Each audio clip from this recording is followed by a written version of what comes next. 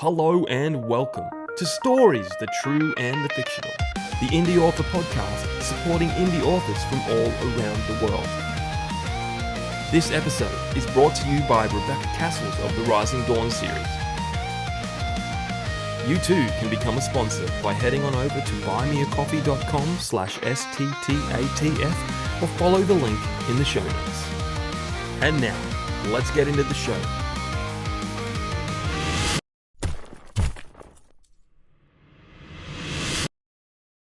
Warning.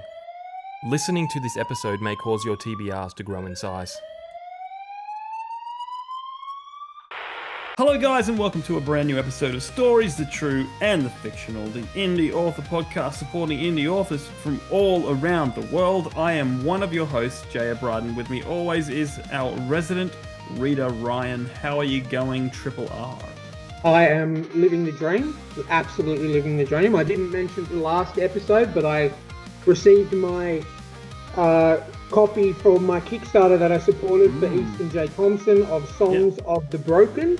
It is a monster. It is 700 and something pages, but the art inside is for every chapter beginning. I'll give you an example. Like, you can't really see it. It's a beautiful tree. Yeah. It's great. So yeah, I look forward to diving into that. I do have a digital copy of it as well. Yep. But yeah, it's been great, and it's been a long episode, but a very, very, very good one. Yep. Yeah, guys, we mentioned nearly everything in the last episode we recorded, which is releasing after this episode. So spoiler alert. But yeah, we had a lot to talk about then, but now we're just like, well, you know. So you know the usual. Remember to check out our sponsor, Rebecca Castles. Our honorary sponsors, Janelle Schiecke and Alexander Robb. All their links are down below. Check out the Kickstarter that me and Michael Vadney are part of, called Rings of Adventure. That Kickstarter launches on the 1st of September. I'm assuming US time, because most of the people involved with that Kickstarter and that anthology. But you can also follow it. You can also go to the Kickstarter page, which I did, and click on Keep Me Informed about this project, and you'll get updates as they're posted, and as it gets closer to the launch date, you can work out what pledge you want to make and all that kind of stuff. It's great. There's over 30 different authors writing short stories all around the themes of Ring. The prompt is Ring. So I wrote a story about an Australian monster hunter with his dingo pal hunting down a bunyip, because I wanted to make it as Australian as I possibly could, and I used ring as a pun for everything. So while other people are going, look at my magical ring and all this stuff, I'm like, no, the phone rings. That sort of thing is what that's what I went for. So you keep an eye out for that. Please click the link, follow along, and it's going to be a blast. It's absolutely going to be a blast. Other thing to mention is we have merch. Support the show if you want to support the show. There's a lot of great merch down below. Ryan's shirts. Both of them. The Dropbear shirts and mugs and stuff. People are loving the Dropbear. So yeah. We're about to talk to JL Engel, for which I'm assuming is the longest episode of the year, if not ever, on this podcast. Fantastic episode. Ryan was stoked. He really tried to get this one sooner. You know, come on, we've got to get JL on, because Ryan, why don't you tell us why you wanted him on? I got an early copy of his book, Where the Children Don't Play.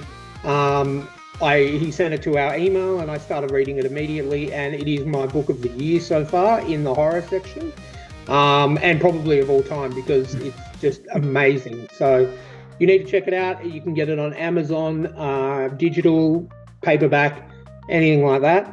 But yeah, he's such a top bloke too. We had an amazing chat with him. I think we didn't finish the icebreakers till at least an hour in, so we knew it was going to be a good long episode. But yeah, he's such a top guy, down to earth.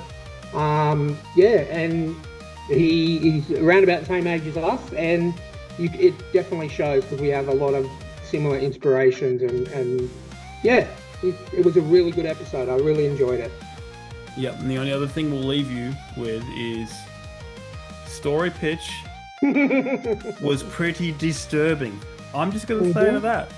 Watch and find out. But I think it was the most in-depth story pitch that you could think up of on the spot. And he got some real curlers, like real. He picked. We have 4 graphs. He picked the hardest and then the second hardest, and it showed. But this man is a genius. And Kate, we got. I will approve all of his story pitches. Excellent. Well, there you go, guys. Strap in. Let's go talk to JL Engel. JL Engel, or Jeremy, welcome to the show. What shall we call you? Thanks for having me. Jeremy's fine. There's no problem with that. Well, the question we have to ask first off is, who is JL Engel? Because that's who you are as an author. So, who are you? JL Engel is a literary psychopath that lives in my head. And, he's the one that talks to all the voices and says they have things they want to tell people, and he's been around there for a long time. And I think it was 2021 by the time when I first published, he decided he's going to make himself known to the world. So, as a father, I'm former law enforcement. I was in corrections for 15 years, which I never even expected to do. Personal trainer, defensive tactics instructor, teach self-defense class on occasion, dog lover. I like quirky humor. I like being serious. Sometimes you don't know where I'm coming from. Am I going to tell everybody to F off, or am I just throw in the weirdest joke you haven't heard yet? Sometimes, I was like, keep everybody on their toes, But I like to think that I'm living life and having fun while I can, and meet great people and enjoying myself, and hopefully writing stories that entertain everybody. That's my main passion, my main goal for that. So. Well, I can guarantee you that you worked with writing a story that entertained Ryan. I'm just going to say that. He definitely blew me away. It's like, you guys have been doing this for so long. I've been on Twitter and everything. I'm surprised we haven't crossed paths earlier, but our timing, it's divine like that. So yeah, it was. I remember when he messaged me, because he was the beta read, right, Ryan? Mm-hmm. And so he messaged me and was like, dude, I'm not going to be able to get a review done on time. And he told me why. And I was like, yeah, I'm not that heartless to say, finish my book and review it like you said you were going to, because of your loss doesn't matter, and that really struck me a lot, as a compliment, the amount of integrity, like that, to say hey, I'm not gonna be able to do this. And most of the people I haven't heard from. I don't know who some of the people are who did do it. And I had one guy, actually, I got a notification. He's like, yeah, it's not for me. And he didn't even read it. Yeah. And I respect that. That's cool, but when Ryan was like, hey, I read it and I'm not gonna be able to do this, and because of this, and I was just like, wow, man, it's like you're my neighbor, and hey, I'm not gonna be able to return your lawnmower next Saturday. The reason was obviously much more, important than that. But I was like, oh, okay, well, thanks for letting me know, despite everything you're going through right now. It's I was basically like, screw that book, man. You got life happening right now. Yeah. And then when he did, always, if anything comes up, I always I think at that stage I was about 80% through the book, because I was absolutely loving it. And with everything going on with my old man and being at the hospital and the home all day, every day, there's some days I just got home and I just crashed out. But then after I messaged you, I'm like, okay, I think I finished it a week or two later. And because I wanted to give it the dedication it deserved, because as I've said to Jamie many times, it's my book of the year. It was a fantastic story. It had every single thing I, as a horror fan, could want in a story. And it brought back, not only there was a lot of new tropes and stuff in that book, but it brought back memories from some of the books and the movies that I'd seen growing up. Yeah, it just had everything that I possibly could want in a book. So it definitely, and obviously then it made me go out and buy your other book, which I haven't had a chance to start yet, but I Oh, well, like the thank you. sound of that. And yeah, it is such a good read. It helped, and you know what? It helped me through that difficult time, that me and my wife were going through with my old man, and it was really nice because it let me go into that world because of how well it was written and how you describe the world that everything happened in. I was able to sort of put myself in that world for a couple of hours each night. So it 100% helped me at the time when I needed help. So yeah, it's an I, absolutely amazing story. I honestly like there's not really a higher compliment than that. I mean, it's that's everything you want out of being able to write anything, create anything to have that kind of effect. I remember when I first wrote A Dangerous Man and people Mhm. read it early and whatnot. I had some crazy messages people were sending me. Why am I in tears for the second time? I'm reading an action thriller, and I'm like, I just you should have seen me trying to write some of this stuff just because you I don't know, but a lot of people, a lot of authors like I'm invested when I'm writing, and like the voices in my head that are telling this story are like, it's like in a sense empathically bleeding on the page with me to a degree. So it's trying to feel things that I'll never be in situations, and similarly with you, the irony of it is that there was another Ryan when I wrote this. I actually thank him in the book. His name is Ryan Steck.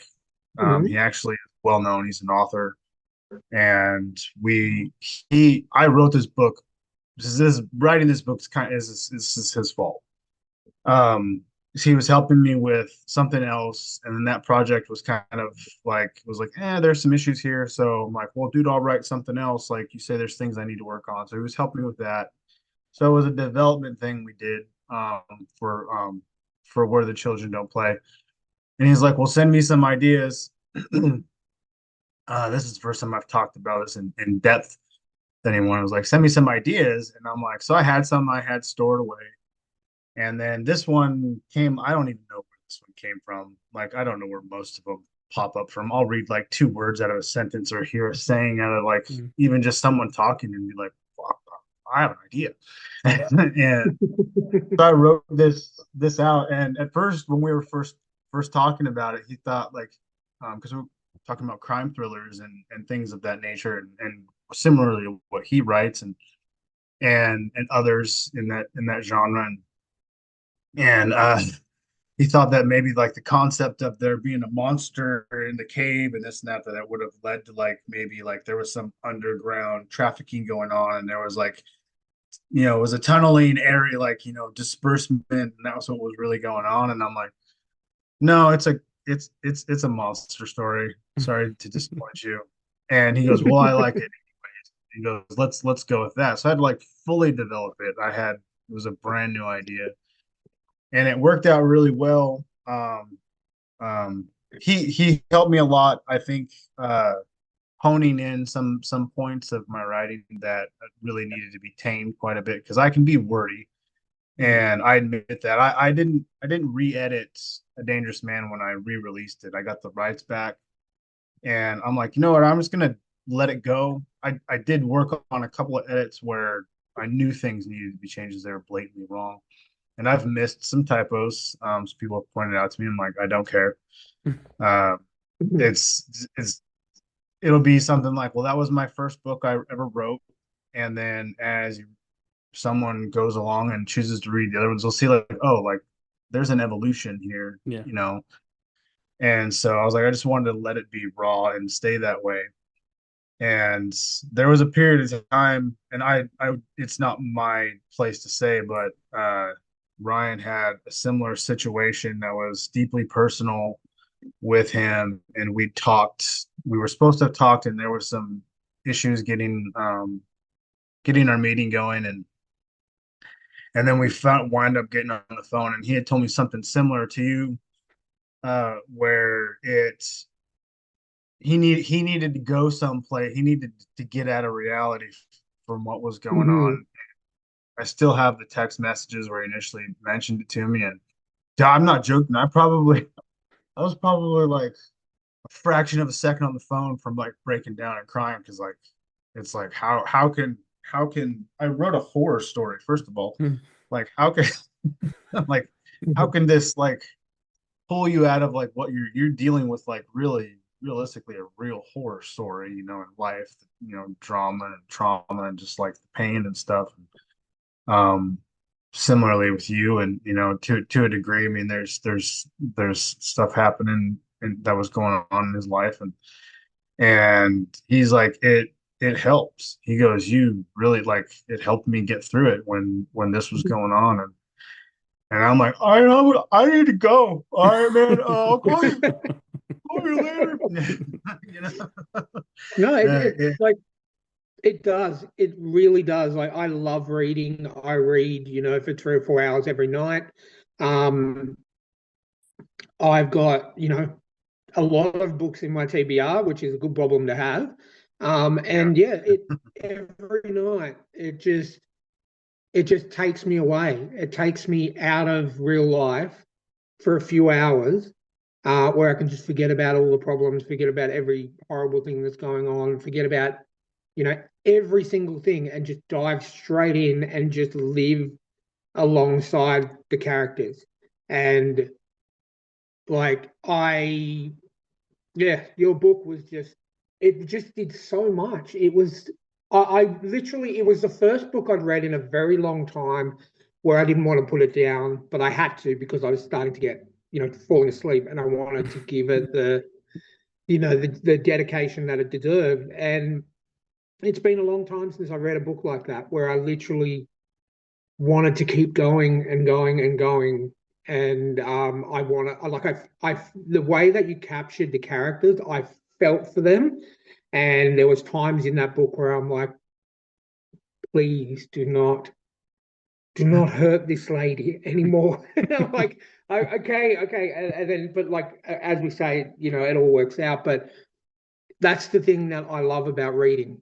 If I can feel for the characters, if the author can make me feel for the characters, and make sure I don't want bad things to happen to those people, and if it does, then it actually affects me rather than just, oh yeah, I'll turn the next page and then read on. And that's what Where the Children Don't Play did for me. Yeah, it was. I can't say enough good things about it. It's definitely, we're halfway through the year. It is still definitely my book of the year so far. So anyone who I hasn't read it, and then as soon as it became available on Amazon, I bought it on Kindle because I wanted to have, one, I wanted to support you, and two, I wanted to make sure that I had that, I owned that physical copy, that digital copy of it.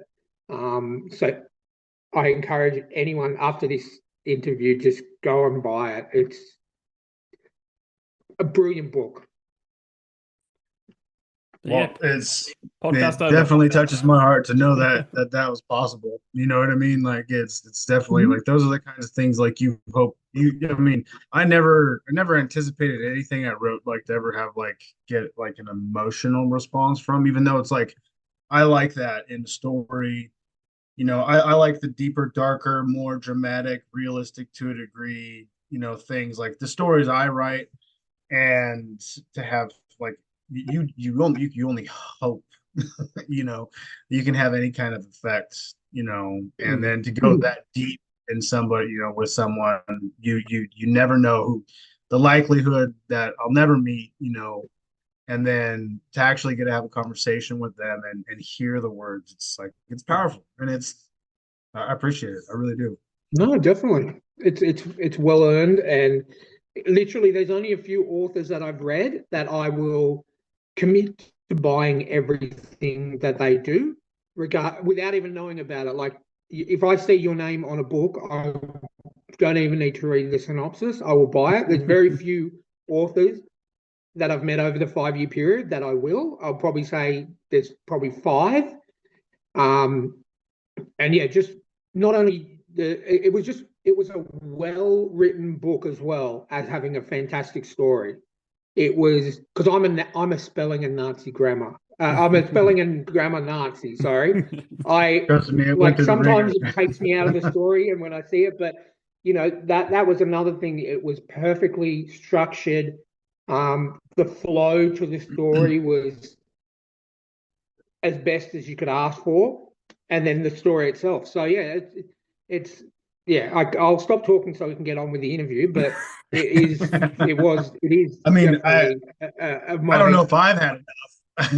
You can go on if you want. I'm all You can, in. for the audio listeners, he's actually levitating now. There's the tears are flowing. Holding up a statue. Yeah. Anyway, I think it's your turn to go first, Ryan. No, it's actually your turn. I went Really? first last time. Yep. Okay, there you go. All right. No, well, no, because that's because I did the last interview by myself. That's why I'm thinking. Oh yeah, true. But if you want me to go, I'll go. No, Jeremy. no, it's all good. I'll go first then. All right. Okay. So question number 1 on the icebreakers, which we use to, give our audience a chance to get to know you, because we always say, if you get to know the person behind the book and, see what they're like and find out a lot about them, you're more likely to buy the book. So the first question is, what is your favorite dynamic duo of all time? For example, Timon and Pumbaa, Batman and Robin, Abbott and Costello, all of those kind of duos. Out of every single dynamic duo that has been existed in this world, who was your favorite? It's God, there's so many, I don't know if I've ever really had a favorite, to be honest with you. I've never thought till I read that, and I'm just I was like, that's a stumper. Honestly, I mean, you have so many, all the things I grew up with movies and everything, it's I mean, when you think dynamic duo, you automatically think Batman and Robin.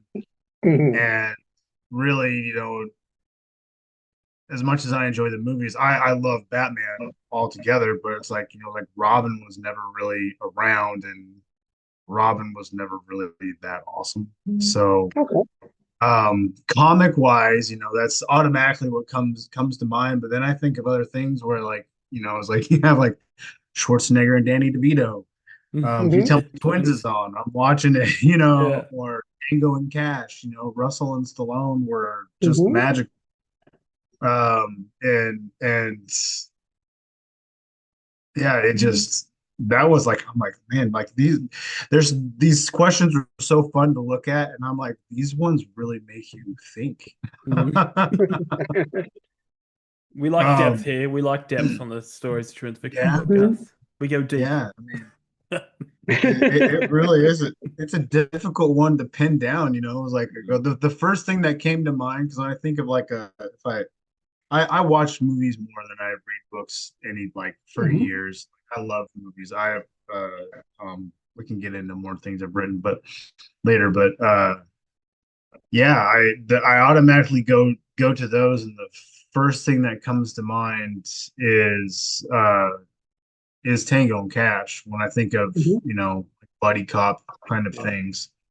I was like, well, what else is there? I was like, Bad Boys and this, that. I'm like, nah, man. And Mhm. Russell, I always I just read a thing today, Stallone. It was an interview from Stallone where he wishes he would have expanded on Cobra, Demolition Man, and Tango and Cash Yeah. as trilogy franchises or something. And I'm like, sign me up. Mhm. All of them. I love all those movies, especially Cobra, especially I mean, I love them all. They all have a special place growing up, because it was they were just fun. They were fun action movies. But yeah, I'm just gonna have to say Tango and Cash. Okay. Yeah, those are my guys, because I love the wisecracks and the Yeah. dichotomy, the differences in them, and Stallone's. You look Stallone, you're like, that's the banker guy, the guy who runs around with a red bandana on in the jungle, like, and then Kurt Russell. I love so many Kurt Russell movies, but Mhm. like he fits, from Snake Plissken to Yep. Jack Burton, those are my Yep. two of my favorites of his. But so yeah, Tango Cash. Number one is Tango Cash. And you know what? Those action movies that you mentioned, they still hold up because me and my wife, we watched Demolition Man, I think maybe like 6 months ago, because it was one of my favorites growing up, Demolition Man, and it still holds up. I mean, you It's can a even great Wesley Snipes at his best. Stallone's always at his best. There's no I haven't seen a bad Sylvester Stallone movie. Um, yeah, it's action there's a wise. I couple mean, out there. There's a couple out there, but I mean, they're at the end of the day, you're like, all right, that wasn't so bad, like Mhm. anymore. Have you ever seen Rhinestone with him and Dolly Parton? Like it's No. an old No. like it's like either 78 or 81, I think. I don't know.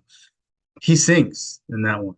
Um, Oh, really? it's it, I mean, it is not a bad movie, really. It's funny. It's meant to be a comedy. It's a Yeah. comedy. It's like one of his first comedies. Um, Stop or My Mom Will Shoot Yep. was That originally one just like, popped into my head. I was like, I remember watching that when I was a kid.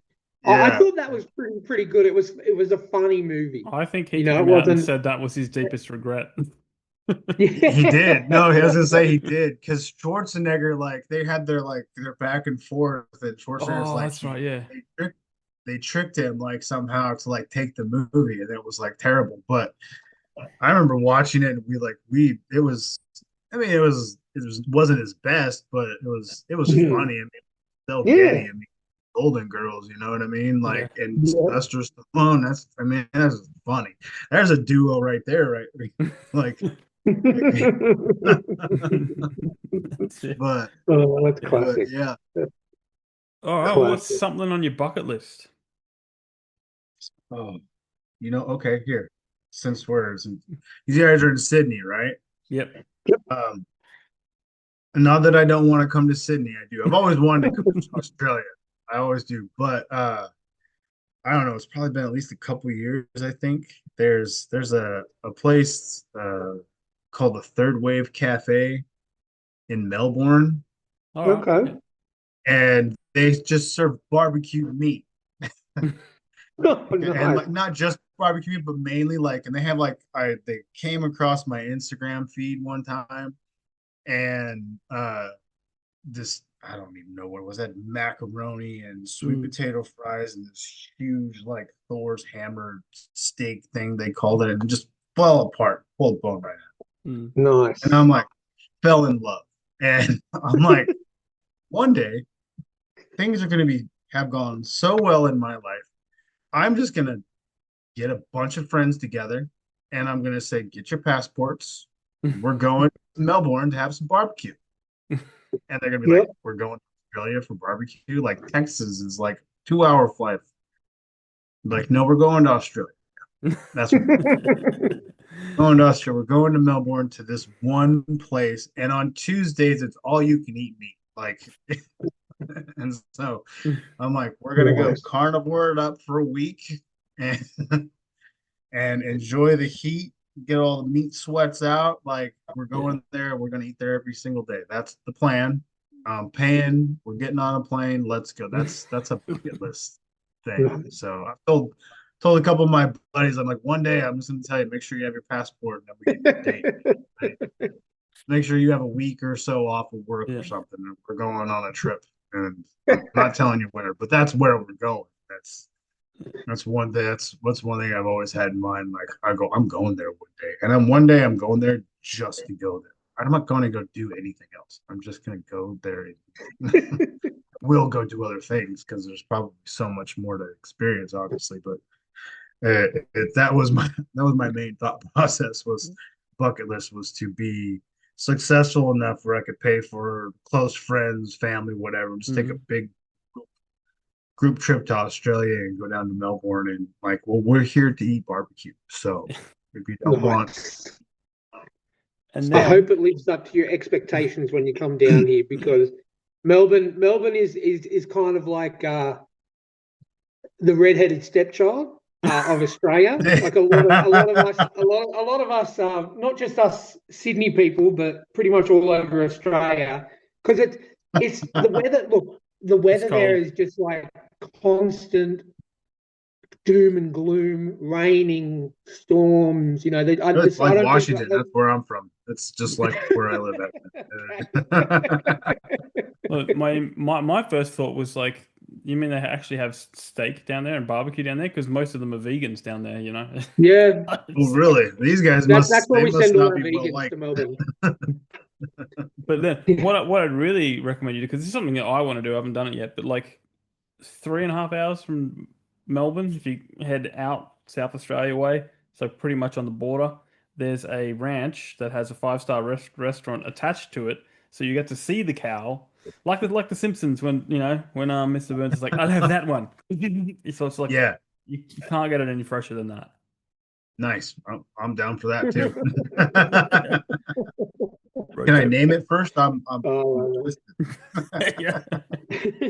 I And then they can print it, love and it. then they have to print that name on the menu, and you're like, Nah, I'll have that'd be Frank. all.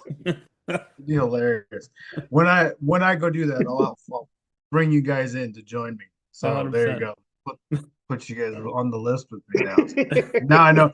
Now I know, guys in Australia, like AB Patterson too. Like he's an author, Harry's World, and everything. I'm getting close to jumping into his books here next, and he's from down there and everything. So he's been a great supporter and chat with him on occasion. He seems to be a cool dude. So I have to bring everybody in. That's now part of the bucket list.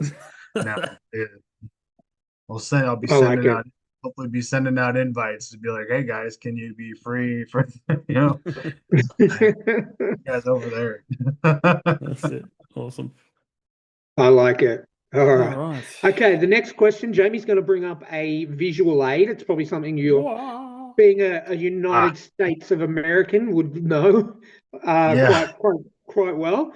So obviously, for those who don't know, this is Mount Rushmore. It is a I don't know if it's a wonder of the world, but it's something that's very popular in America, of four very influential presidents at the time of when it was done. So, given that this is the four most influential presidents of the time, what would be on your Mount Rushmore of television shows? Can be any genre, can be animated, can be whatever it is. But four TV shows that you think, in your opinion, are the best of all time that deserve to be on a television Mount Rushmore. Oof. This is another tough one because I'm 44 years old, so there's a lot to choose from. Yep. Um, well, when I was growing up, uh, my favorite show was MacGyver Okay. Oh yeah. with Richard Dean Anderson. That one. Mhm. I mean, I didn't mind the remake they started. It was okay, but you can't beat like I used to know every single episode. Yep. So MacGyver has to go up there. Man, oh, there's so many. There was a couple I was thinking of. A-Team. I grew up watching A-Team. I loved A-Team. So those are going to be like my two nostalgic picks. Yeah. Mhm. Uh, God, there's so many other good ones. Well, I'll go with. There's a couple of sitcoms I back and forth when I write. Like a lot of people play music. I'll Mhm. put on movies or I'll just put on like shows I've seen a Yeah. thousand times, and I alternate between The Big Bang Theory Mhm. and then Parks and Rec. Oh Yep. Those yeah. two, I rewatched Ron Swanson, Yeah. Yep. right? So Yep. like, I just need a Ron Swanson show. The rest of it can just Yeah. it, the character was so fun. But yeah, those I think I'd have to go with those. And I've literally been thinking about this particular question all day. had little small discussions with coworkers and stuff. I work for my local transit right now, and well, started about a year ago, and so a couple of them I walk. I'm like, I'm trying to remember TV shows I grew up watching. You know, it was like I go because like I'm stumped, thinking so hard.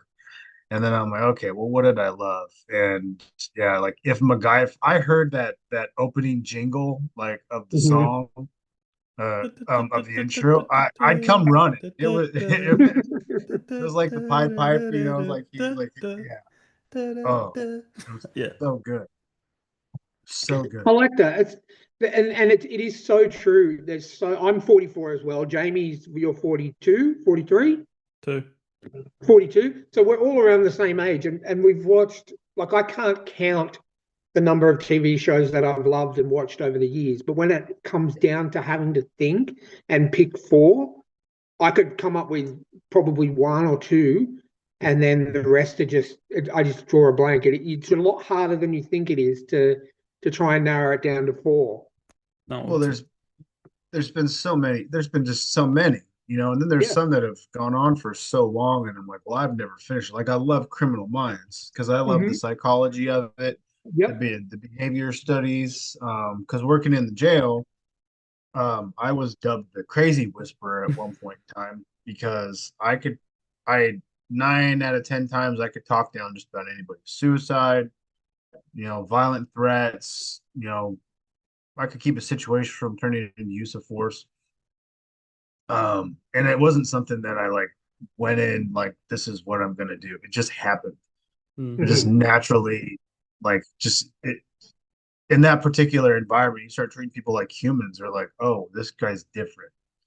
And my initial thought, I was 24 years old when I started in law enforcement, and I'm a former kickboxing Thai fighter. I've done some grappling, but not like I've not been formally trained, but I can roll a little bit. And I've taught combatives and stuff for years since I was 16 years old.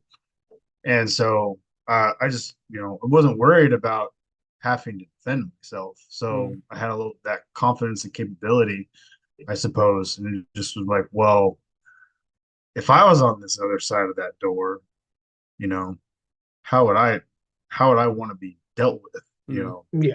to a degree. And I'm like, there's times I had coworkers where it was like, if that were me, you'd be going to the hospital. There's no way you're talking to me Mhm. like that. Like like people would be like would look at him and be like, wow, that was okay.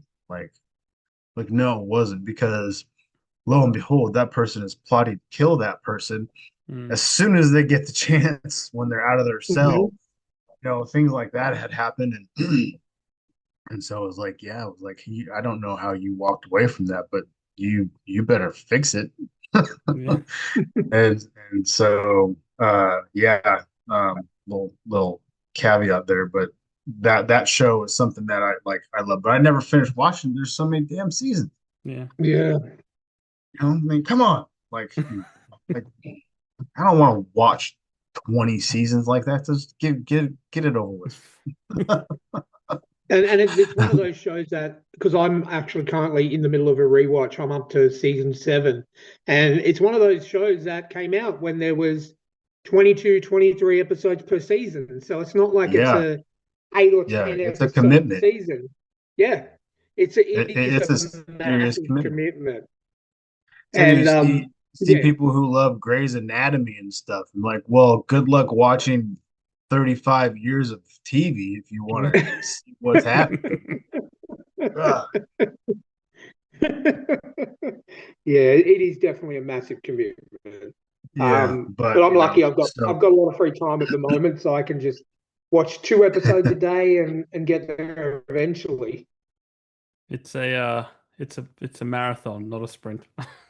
It oh, is. It definitely, is. yeah, It's like one of our friends, he's was like 6 months ago, he watched all of Stargate. Um and we're just going like Hmm. he's going, I'm up to this episode, I'm up to that episode, and he's just going through it so quick. I'm going, there is no way that you are, you know, watching this many. right. And he's like, no, skipping. He says, I watched the important ones, like the the plots that run right through Oh, it. okay. I'm Yeah. skipping all the filler episodes. I'm going like, yeah, well, that makes more sense now Yeah. because you're Yeah. not watching 8 seasons of Watching 22 all. episodes. Well, yeah, and now that they like even newer shows you see like on network TV, they're not doing that many episodes anymore. Mm-mm. No. And No, so the 8 to 10, and I mean sometimes 12 or 13, I think, depending on the show. But I mean the newer shows coming out, especially like on streaming and all that, they have their 8 to 10 limit, Yeah. or six, depending on, the budget and the scope of yeah. of what they're putting on screen. But I just finished. I binged. I Will Find You on Netflix. Oh yeah, the Harlan Corbin show. Yeah, Yeah, yeah. that It looks pretty was. good. It's on my list. I've been meaning to look at it, and then Mark, can't remember Mark's last name. Sorry, Mark. Mark's from Philly, and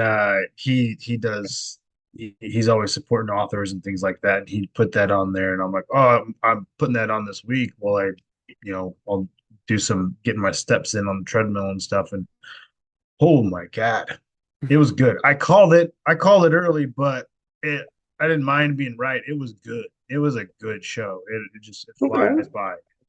It holds up. So it was a great recommendation by Mark.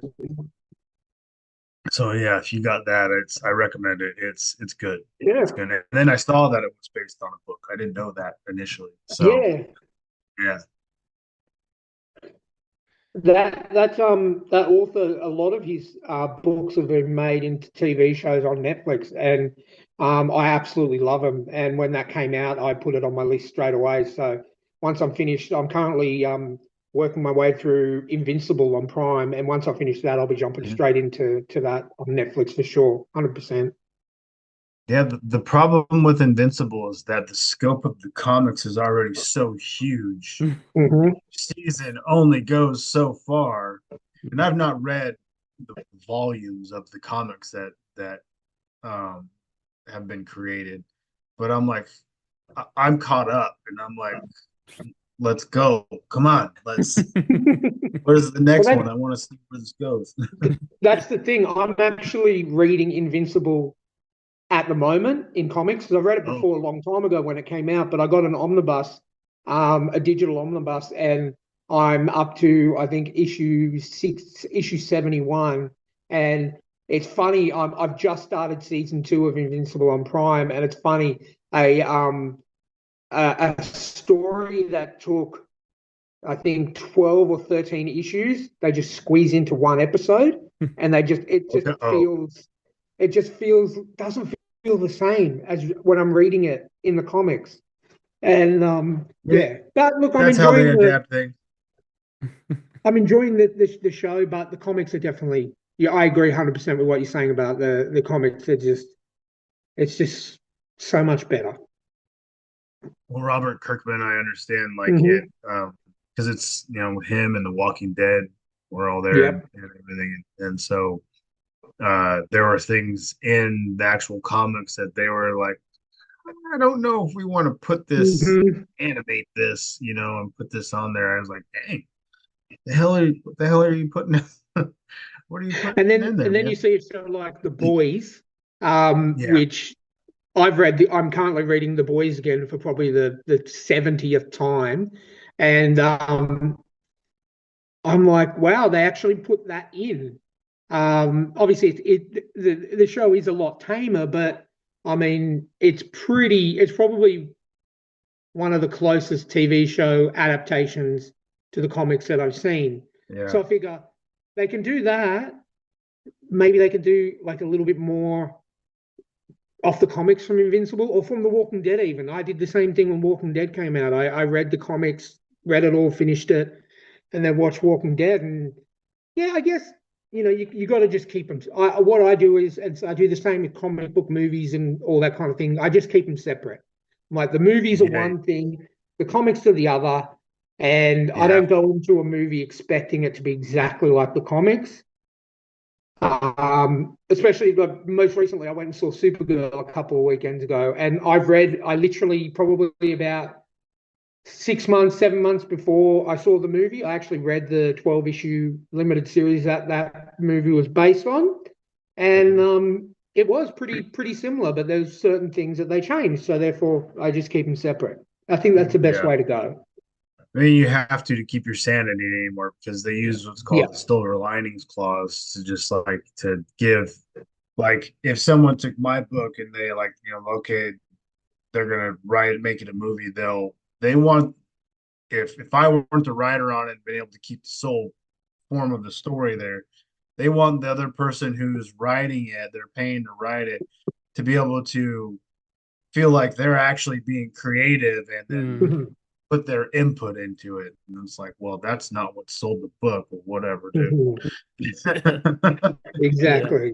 Yeah. Exactly. So, that's it. All right, question number 4. Dr. Emmett Brown leaves his DeLorean parked in your driveway. Where / when are you going?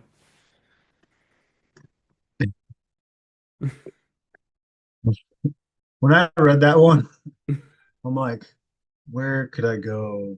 And immediately I thought this is probably one of the worst places to go because I already know how it ends. I'm like, I'm like, this world is so crazy right now. If I was gonna get away, I don't even know if I'm gonna go back. I wouldn't like go back to try to change anything. I'm just like, you know what? I'm gonna go back to the Battle of Thermopylae and just get it done. Like, just join the fray, and that's it. I'm gonna go out on my shield because that's what happened. That was my first thought because I was like, what? Where would I go? That's a good question. That's a great question. That one really has stumped me. That was my initial thought. I'm gonna go to the Hotgates when the 300 fought all the Persians and just fucking end it. Like let it go. like just go out like that. They'll be like, what are you? What are you? Why are you Who's here? that guy? Why are you not in armor? Why are you so soft? Like just throw me out there, man. It's all good. I like it. But I like it. so I'm just gonna go with that. That was my most entertaining Yeah. like thing that came to mind. I was like, I don't know where I would really want to go in time, or I mean, if I really if I thought about it, like I don't know,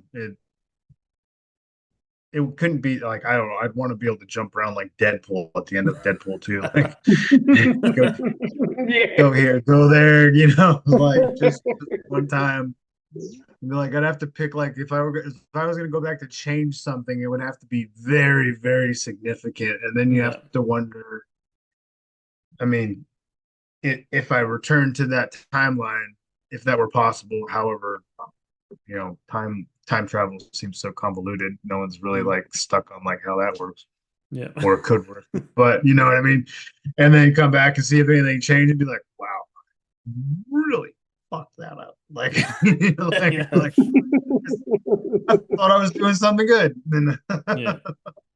But no, I'm just gonna go to the Hotgates and I'm just gonna say, you know what? I'm going out like a man. Screw it. I like that. I like it. Get involved. I'll probably scream a lot involved. because I'm not very Yeah. savvy with the sword because I've never had that training. But I'm like, hey, Oh, just cannon. swing. I'll get one. Yeah. I'll get at least one. I know that. You'll get the I'm jump. confident in that. Would you scream, I "This like is it. Sparta"? Yeah, there you go. Like I'd bring. It'd be like, oh, he's with us. We better go.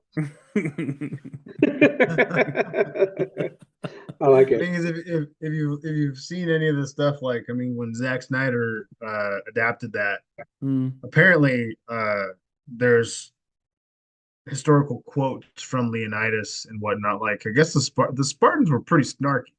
Yeah. Yeah. Like you know what I mean. So I was like, maybe he really did that. Yeah.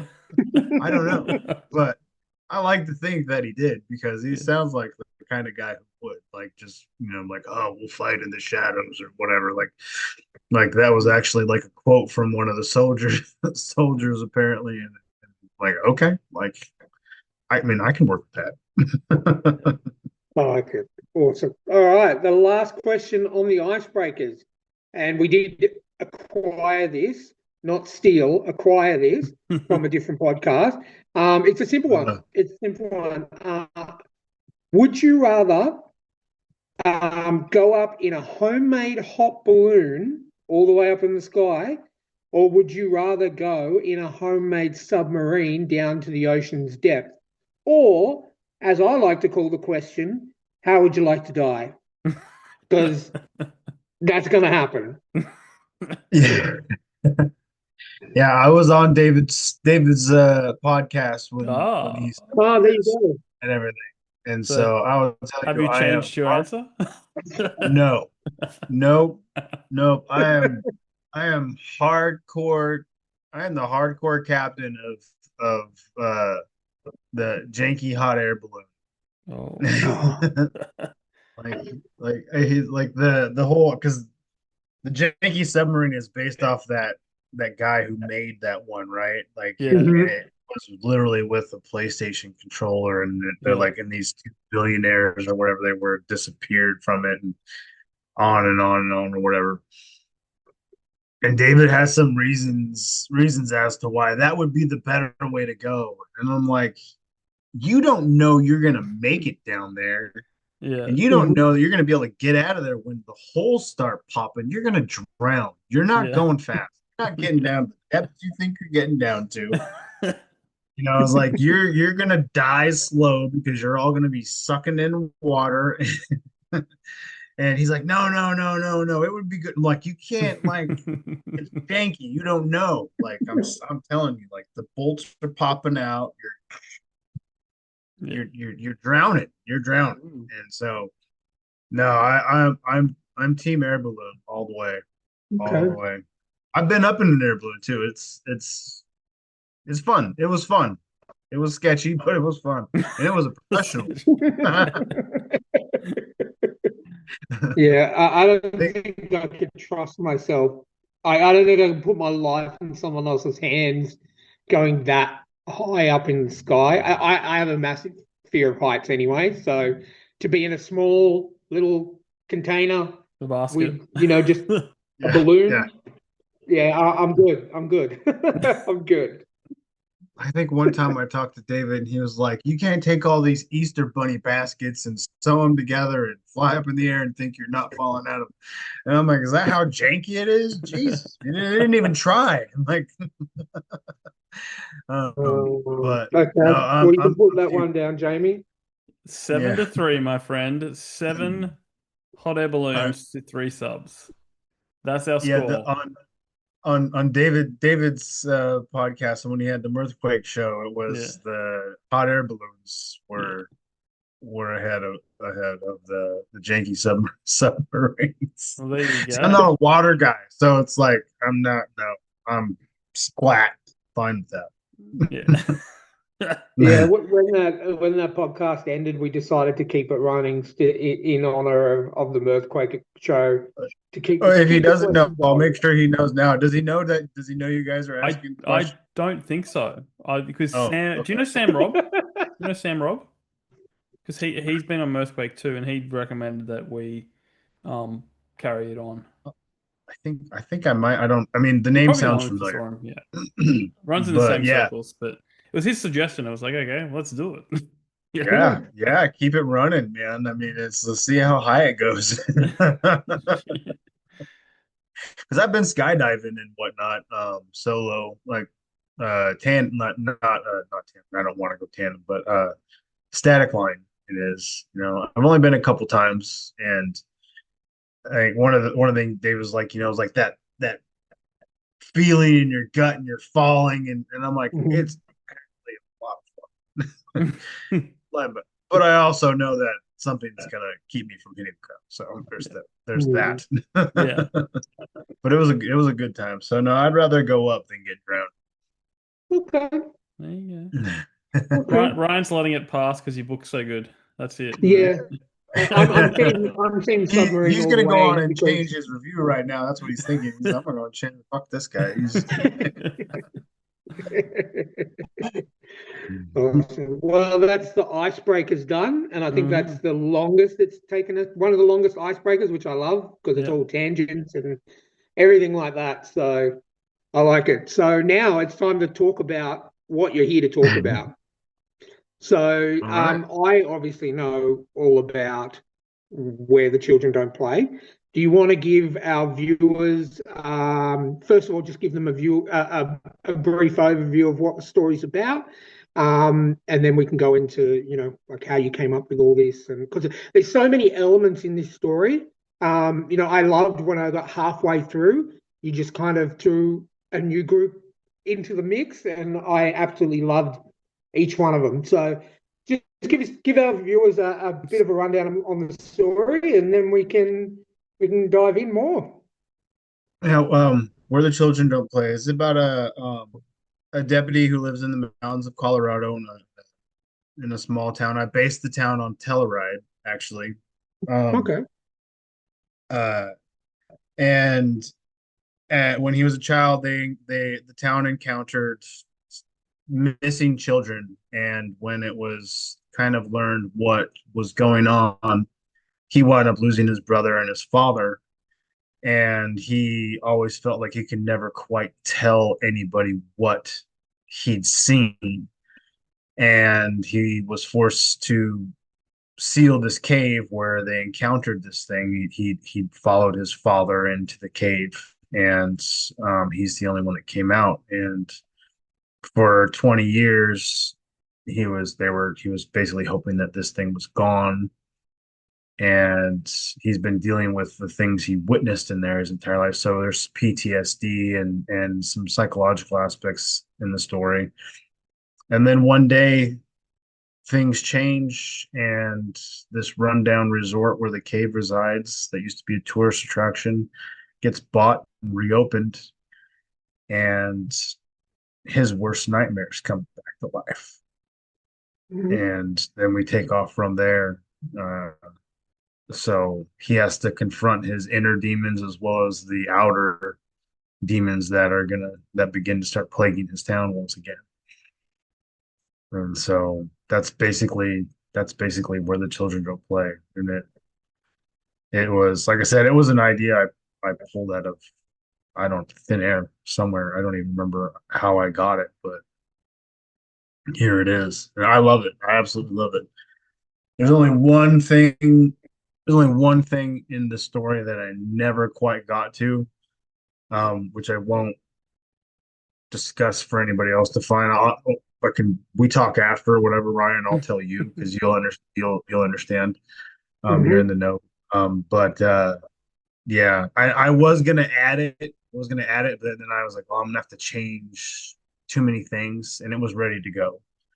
I've been through Mhm. enough edits and everything, so but I'm really proud of it, and I loved writing it, and yeah, I hope people find it, and it's a supernatural thriller. It's got horror elements.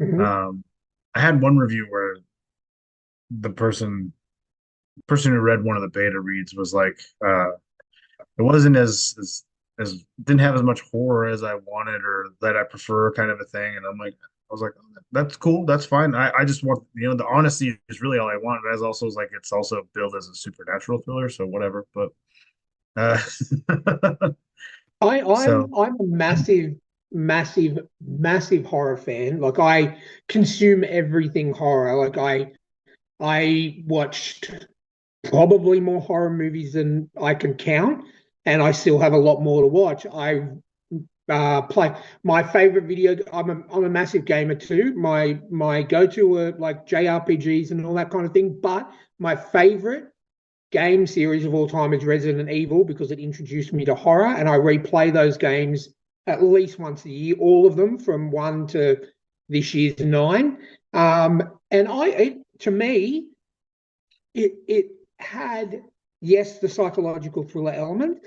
It definitely had the horror element, and it also had to me, without spoiling anything, it had that old school monster creature feature kind of thing with the different elements that do come into play throughout the story. And I absolutely loved it. I definitely think maybe that person is just like, I didn't think there was anyone that loved horror more than me, but maybe that person is just like they just want gore and supernatural things all the time. But that doesn't work. You have to have the story as well. It Yeah, I seemed that thought. way, but to each their own, and it's cool, and everything we write isn't for everybody, and I respect their opinion, Mhm. because it's theirs. It's like they get to have that, and I don't want to, I'm not trying to disparage it at all. No, I get it. It's just, it's like you can't please everybody, and uh one of the things, so there is an element, anyone reads the blurb, is it ends with like the main character Mason Saxon gets some unexpected help, where he's Yeah, yeah. some legendary forces come into play, where it's like monsters who hunt monsters. Hmm. And um anytime I saw that, like, God, I can't think of anything right now where that comes in other than like Blade initially, as far as monsters that hunt monsters.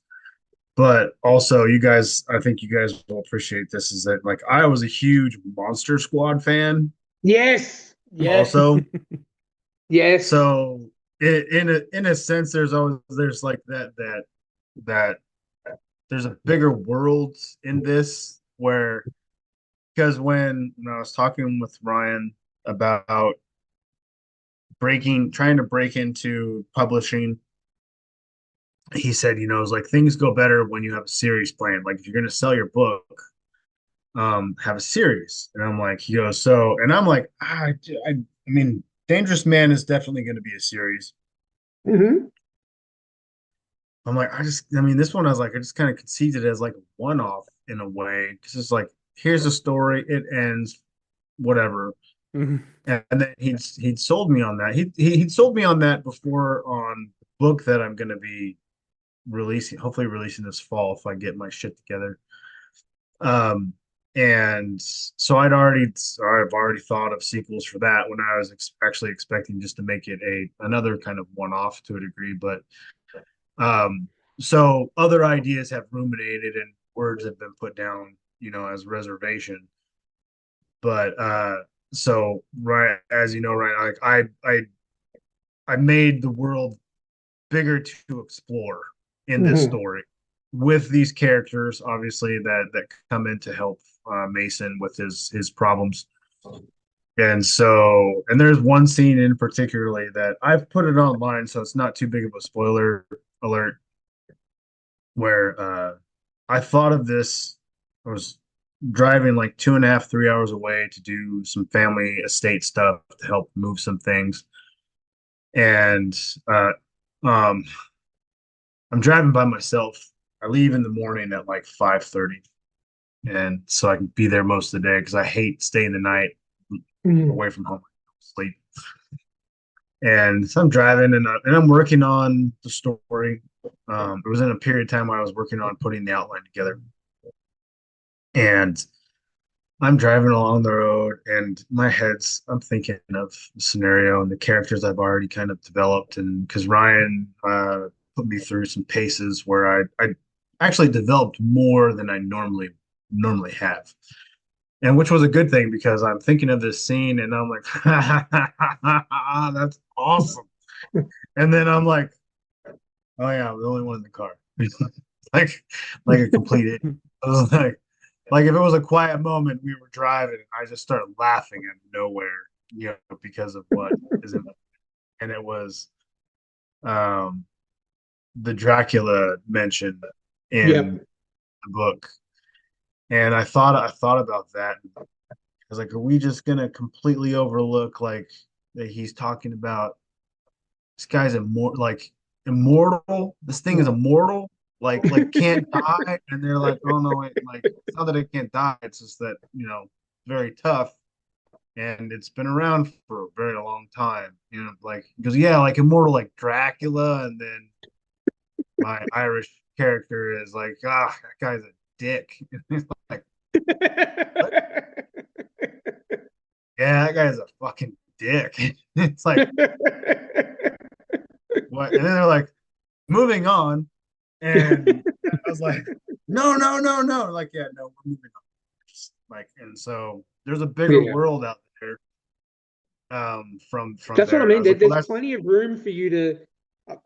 Jamie will attest. I do this to him a lot. So if I like something that he writes, and there's more stories to be told, I will be like, "Hey, Jamie, why don't you like this?" And he wrote a prequel to his book Ancora, which I loved because it just gave me so much more of the world. And when I was reading Where the Children Don't Play, and those characters came into it about halfway through the book, I'm like, man, this, and they're talking about like vaguely about other experiences they had, and the first time the owner of the company that bought the resort hired them, and in the ice cavern, ice area kind of thing. I'm like, there's yeah. so many stories that can be told from there. So I was thinking, I'm like, maybe we can get some more out of this world. And I was like, there's so many stories. I try to weasel my way in to make you write more about that story because I love it.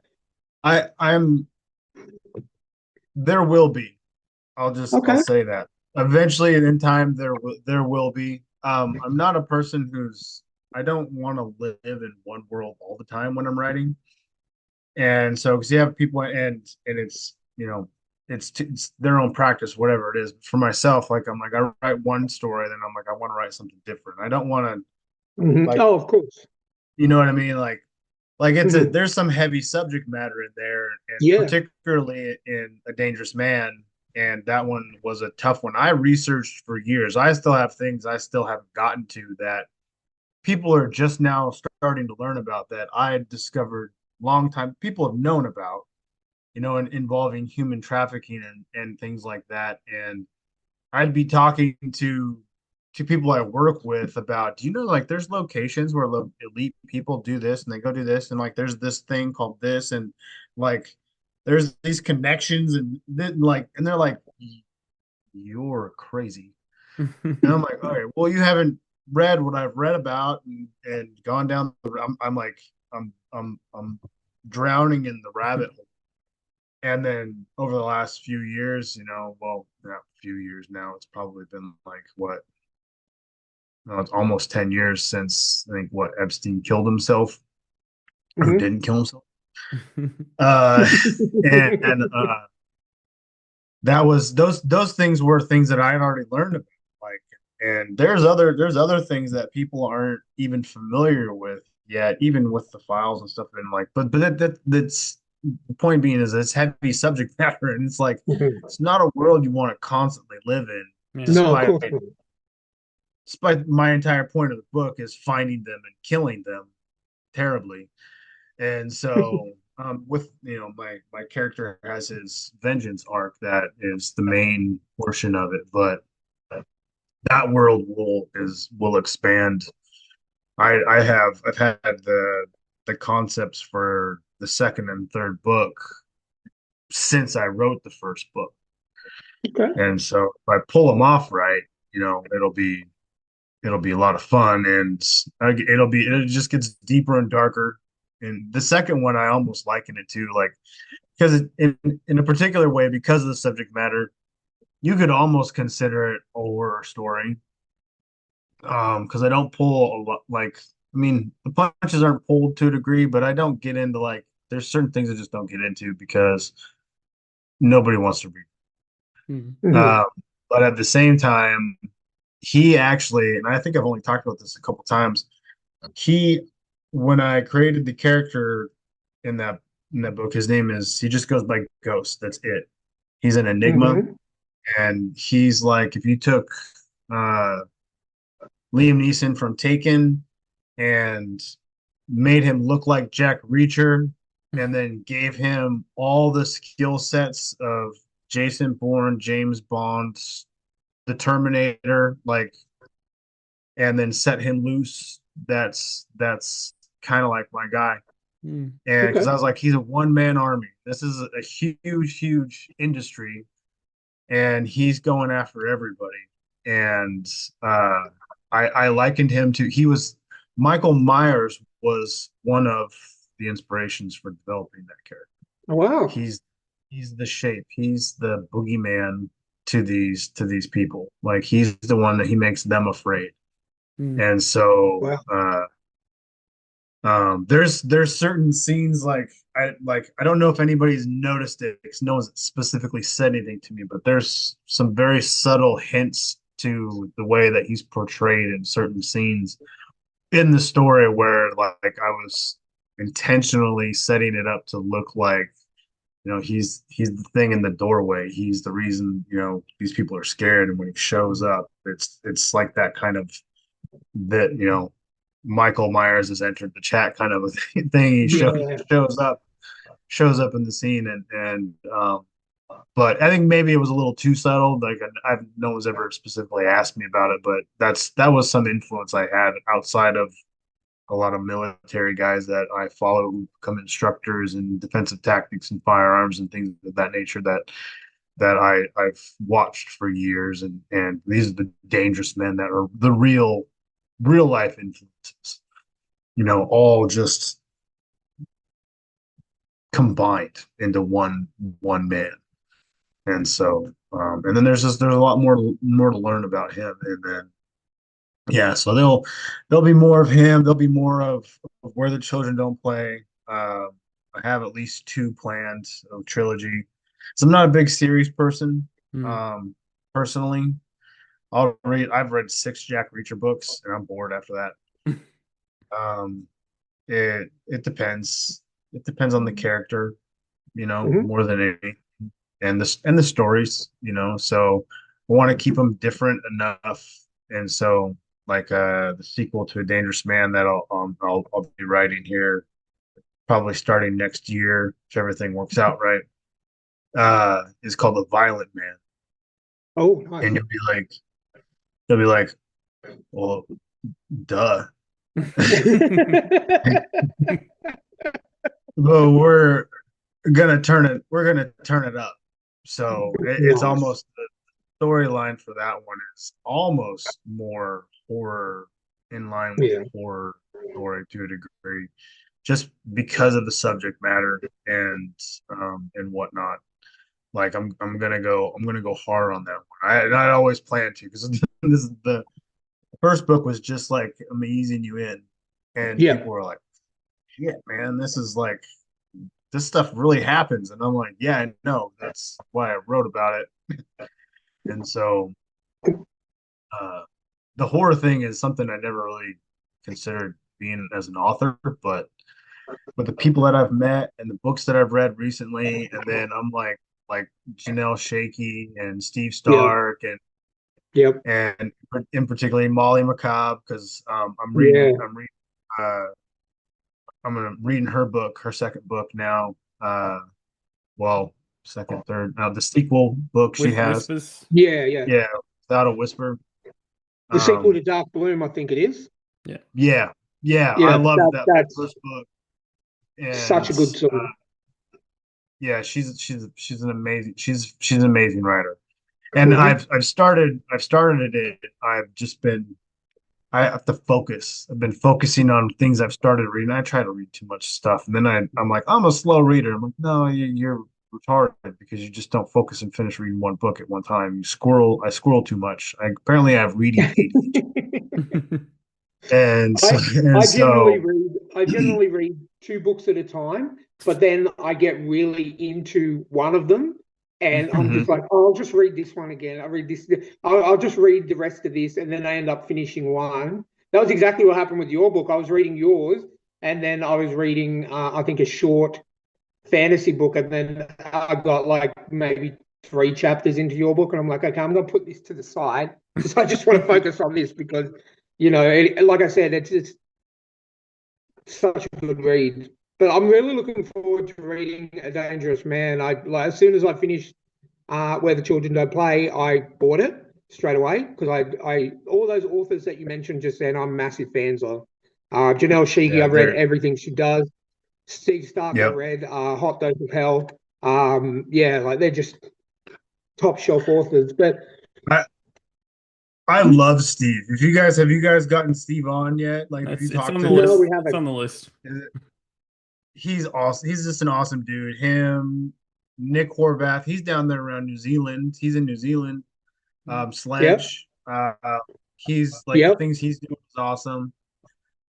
John Davies. These are the guys I started, like Dave Buzan, or like Dave was the first person that I spoke to on Twitter. Like, I actually read his first book early. He's like, "Hey, would you mind reading this? Because I'm gonna be trying to publish it." And I'm like, "You don't even know me, bro. Like, isn't it?" And I mean, I'm not gonna steal your stuff, but it was like he was like we'd interacted enough where he trusted me, and like we had we had good dialogue. He actually only lives like a couple hours south of me. Hmm. And Oh so wow. we've actually met and had lunch and hung out. And he's just a cool dude. And so but Steve, I love Steve so much. He's fun to talk to. I did a podcast with him, and Violent Ends. Like, I will, these Mhm. are all people like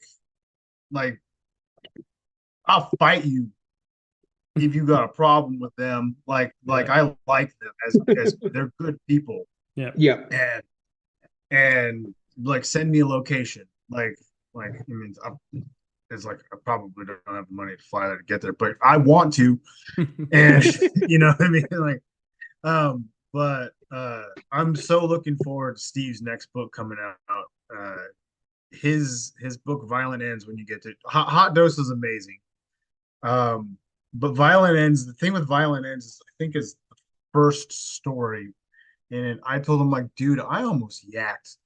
There's a Oh part wow. I feel like I have a pretty strong constitution. And, Hmm. and there's a moment where where he describes this action with in this first story, and it's a kick-ass first story, because he's a club, he used to be a club bouncer and whatnot, so he knows the inner work. He's like Dalton from Roadhouse.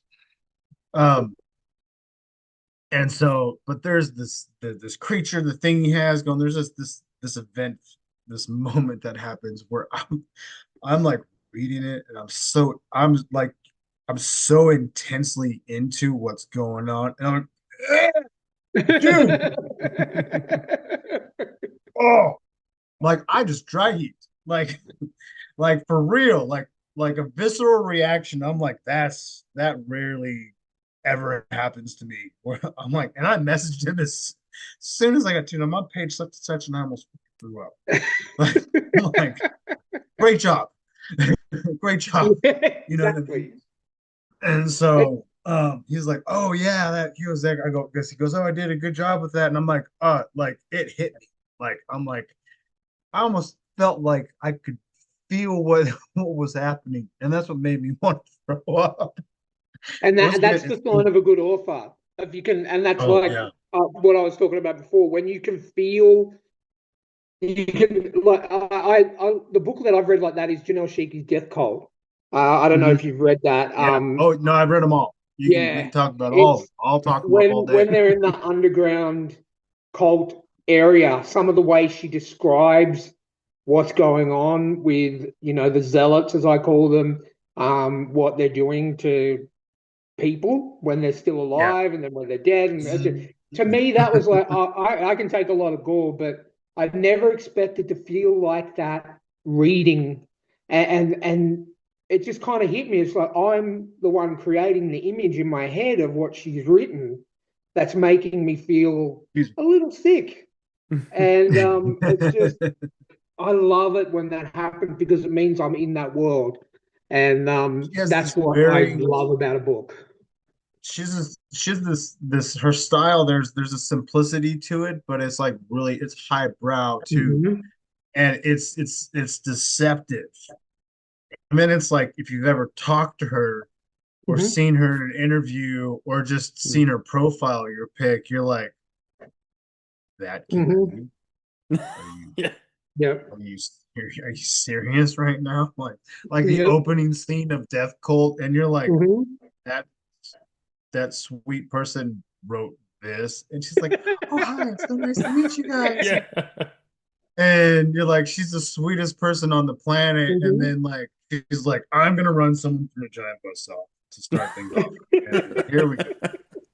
And I'm like, yeah, I want to be friends with her. Like that's like, yeah, like that's awesome. Yeah.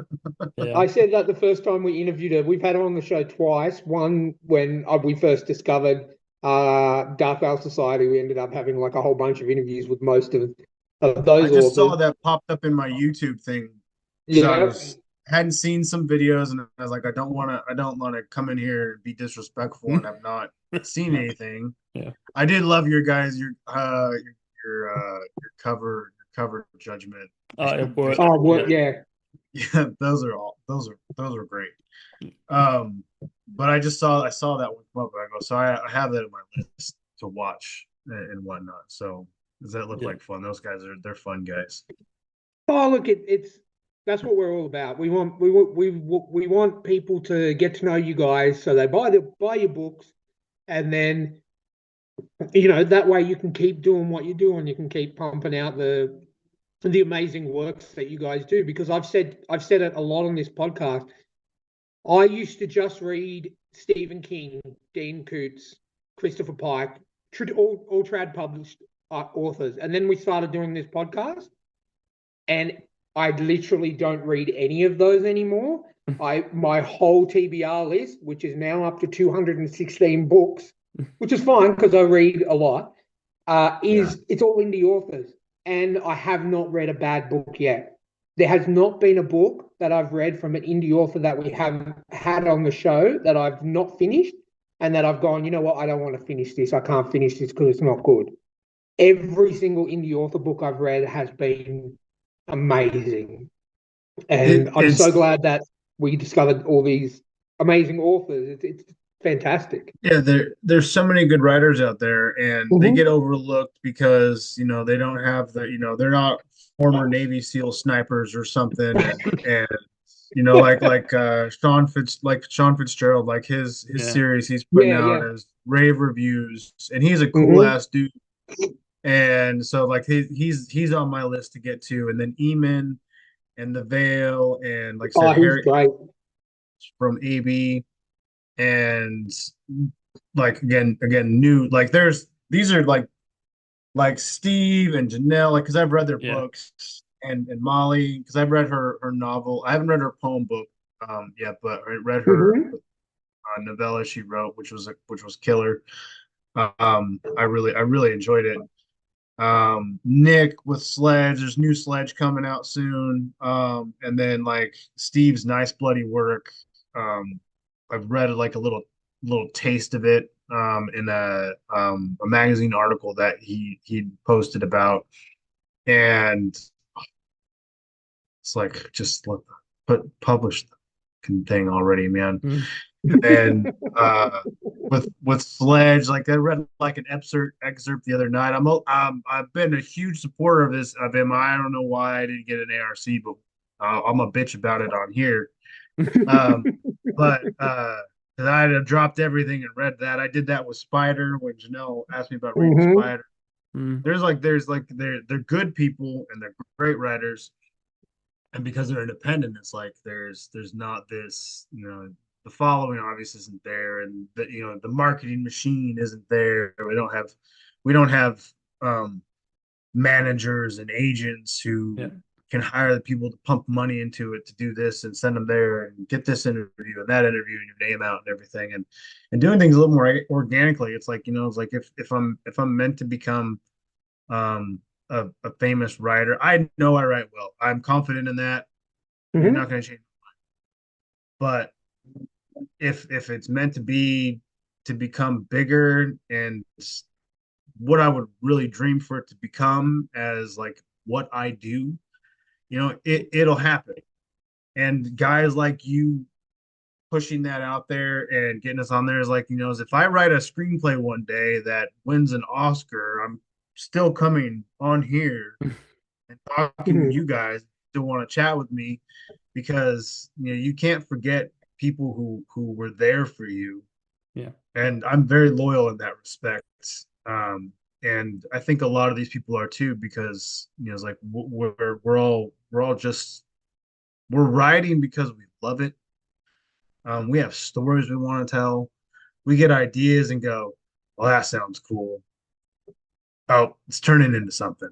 Hmm. And sometimes in my head, I'm like, fuck, that's 3 books in the back of my mind now. I didn't want to write. Like now I have to, Yep. this is like you just get those ideas and somebody will want to read them. And if you write them well and you're, just a good story, um, and that's what it's about. It's telling good stories and enjoying it and not caring about, Hmm. how many stars you get on a review, um, or what somebody says. If, okay, you didn't check all the boxes for them, that's fine. I don't have to. And you read it and thank you. What Oh, else yeah. can you ask for? I get irritated. One of my pet peeves on X is, and this is probably just me going on a rant now.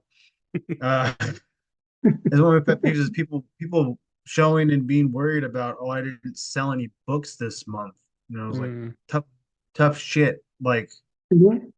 more, but don't complain about it. Why are you complaining about it? Like Yeah. that aspect of somebody's character kind of like dissuades me from like, do I really want to know them, or do I have to Tony Robbins this person to like build their concept? Be like, like if you're gonna be in this world, anything you want to do, you like you have to have rhino skin for that. You can't care. Like I don't know how many books have I sold? I don't know. I don't. I I don't care. It's not that I don't care, but I don't care. Like I don't Yeah. obsess over it. I don't like, oh, what are my royalties this month from Amazon? Ooh, $36. Like, and then I don't even know what country. I don't care. You know, it's one of those things like that's focusing on the wrong things. Yeah. Yes. And that's just me probably being a bit of a dick, but it's like don't worry about it. Like Hmm. Mhm. push your book out, write the next thing. Write the Yep. next thing. Always write the next thing. It's if you're gonna grind and enjoy it. Like Yeah. it's about the journey. It's like it's like you're writing. You have a story to tell. You get it out there. Okay, well, I don't need this to sell so many books. Yeah. For me to write. Yeah. You know. I think that's a great mindset to have. Like, yes, it would be amazing if you could sell a whole bunch of books and do it full time, but the fact that you just want to get the story out there, and you're gonna find those people, and I'm one of them that will read it and go, wow, this is great, and then go and look for what else you've done. Like I immediately first two things I did when I finished your book, one, I went and found your other book, A Dangerous Man, and two, I messaged Jamie and I said, get him on the podcast because I want to talk to him. That's it, because I wanted you to come on so that hopefully, people that watch it will go, yeah, you know what, I'm going to give this a try. And Yeah. that's what we're all about. We want more people to get more eyes on independent works because, in my opinion, they are so much better than the traditional published stuff. It wasn't until probably, I don't know, last year, just when the conversation really started coming up. I'm like, before I'd written my book and worked on publishing it and gone through all those things, I did a hybrid publisher initially. And I know through them, and I mean, internationally, even like India, Australia, the UK, Denmark.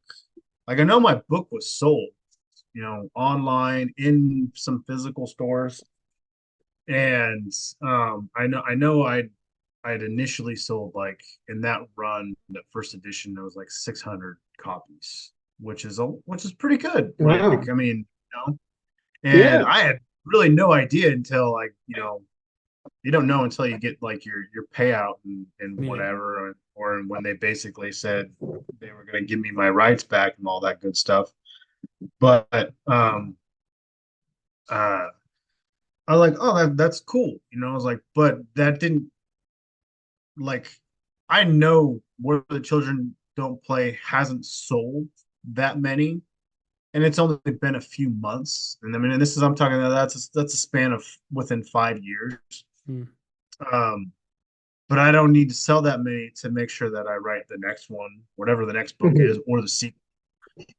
Because of reactions and people like yourself, Ryan. Like it's like I would be happy with writing it and having someone like you read it and that'd be it, and being like, oh, I love this one as much as the first one, or maybe it's better, or even if it holds up in the same, because there's always the sequel curse.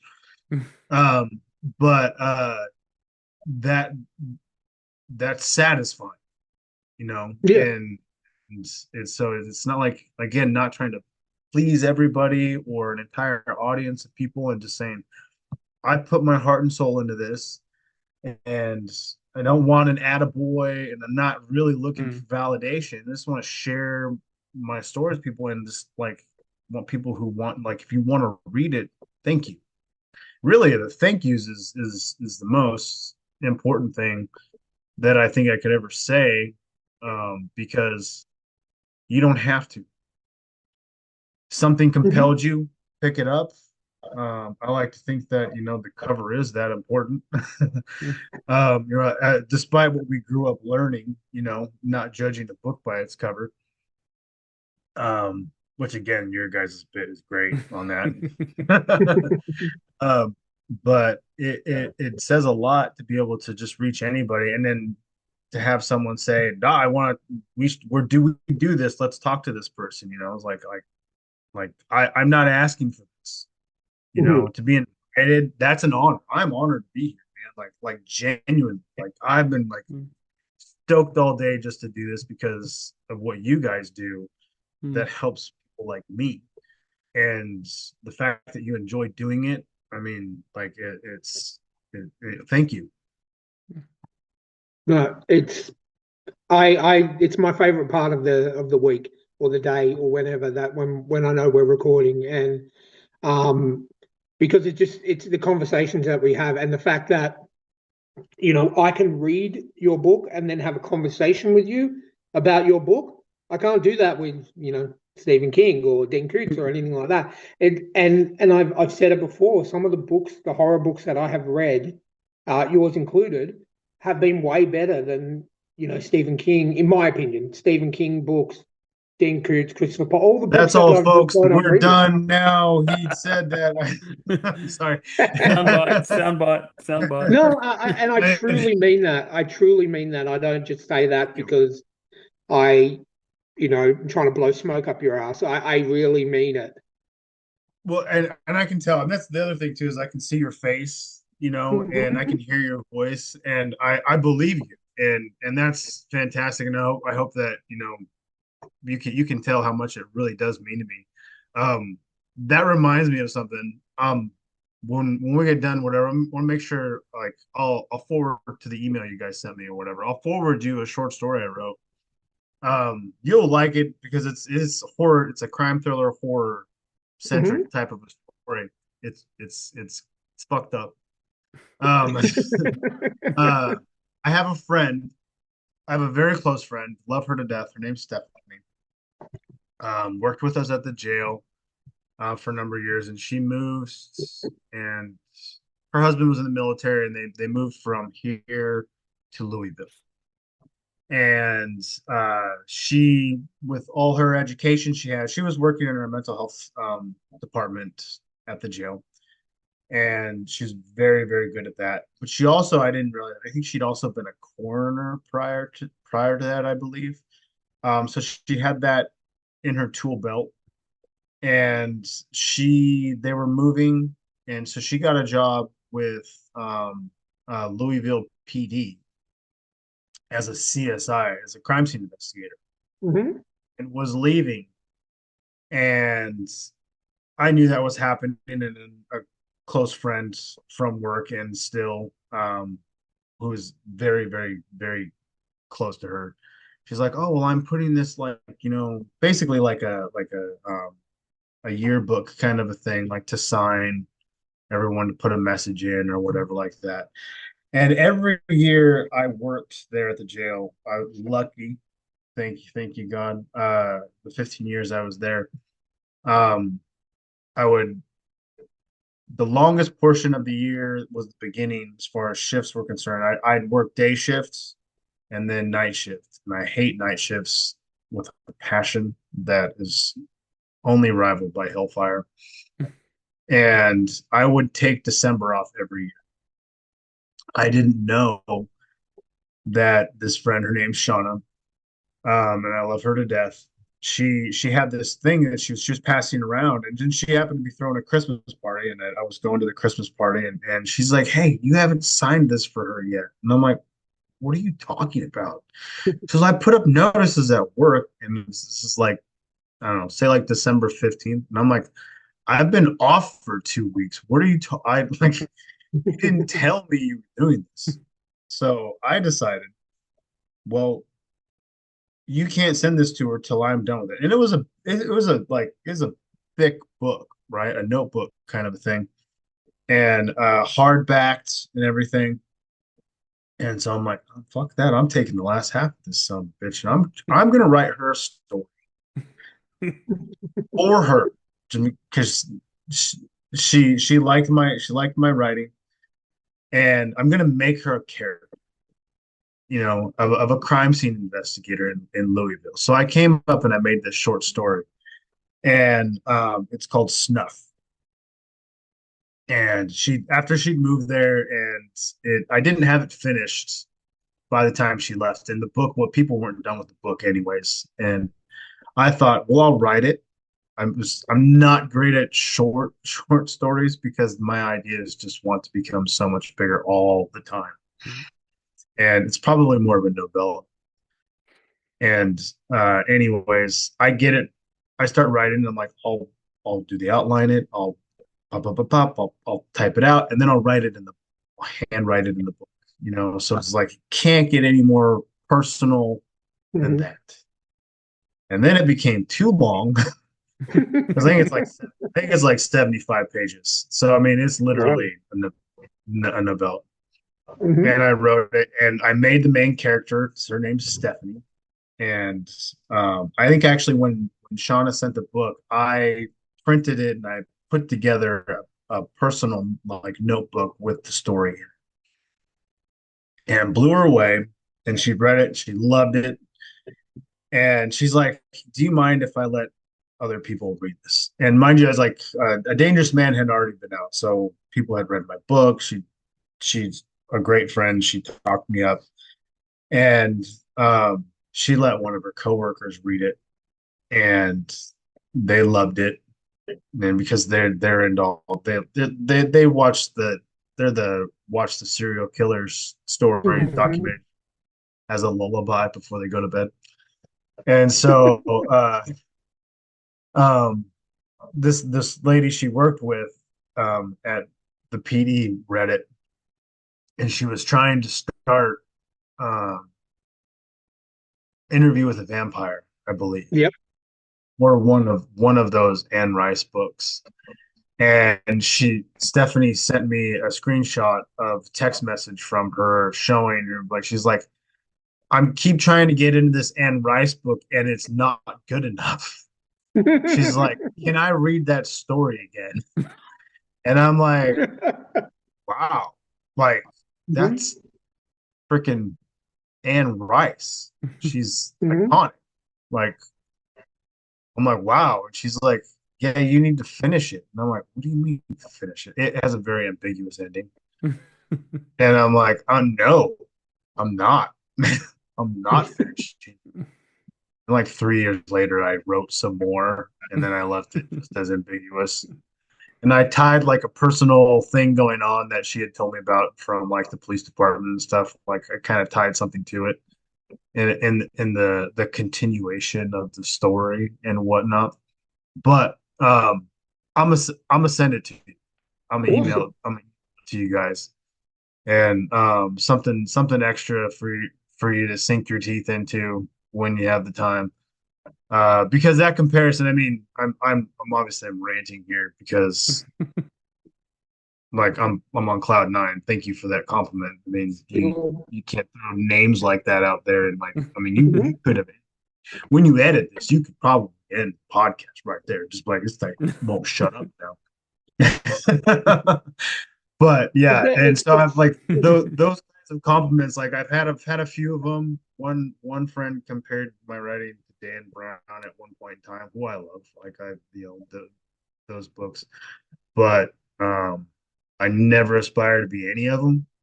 But I appreciate any comparison because of what they've built for themselves, with the written word and everything. So the long of it is, again, thank you.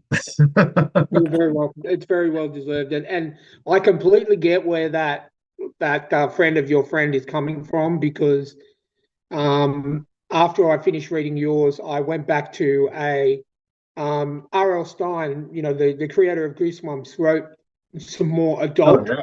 books. I got a book from his back when I was in year 10 and I was in hospital for a little while. And a good friend of mine bought me the physical copy of R.L. Stein book called Superstitious. And I believe it or not, I've never actually read it. So I started reading it and I couldn't finish it because exactly the same thing, because I'm like, I've read so much better than this. And I couldn't finish it. And I swear that is just, yeah. And you know what? That's a good feeling to have for me because I'm like, it just shows how much I can respect and love indie authors a lot more than I did, say 6 or 7 years ago. So yeah, I totally get where that friend of a friend is coming from, 100%. Yeah, that's all I've read, mainly all I've read since I got on Twitter, honestly, because I hadn't Mm-hmm. read anything for a long time. I'd read some things where I read like the first three books of the James Reese series from Jack Carr. Mm-hmm. Um, that's I mean, I love David Morrell. I pick up one of his books every now and then, so I read him, and you can see him. He's obviously more, excuse me, traditional. Um, I'll never not read one of his books. He's my favorite author ever.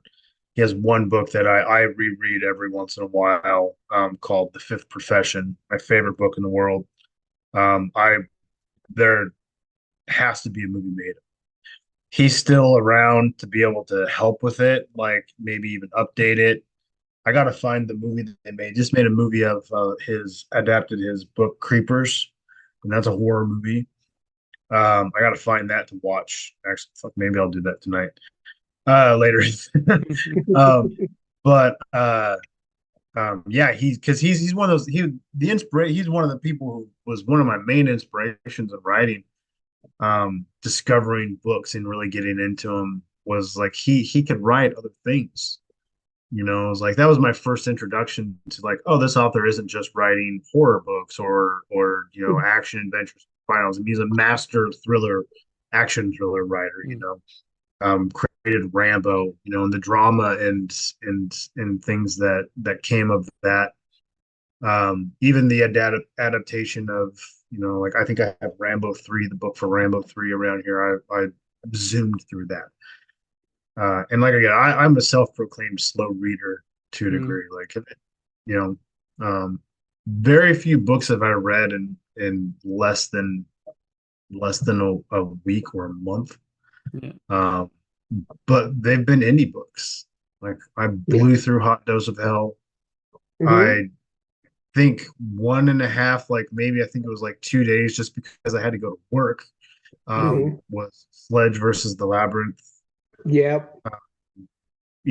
Things like that. And when you start looking at the conversation of traditional and independent and whatnot, we're not restrained. We No, don't no. have people looking over our shoulders telling us what we can and can't put on the page Mm-hmm.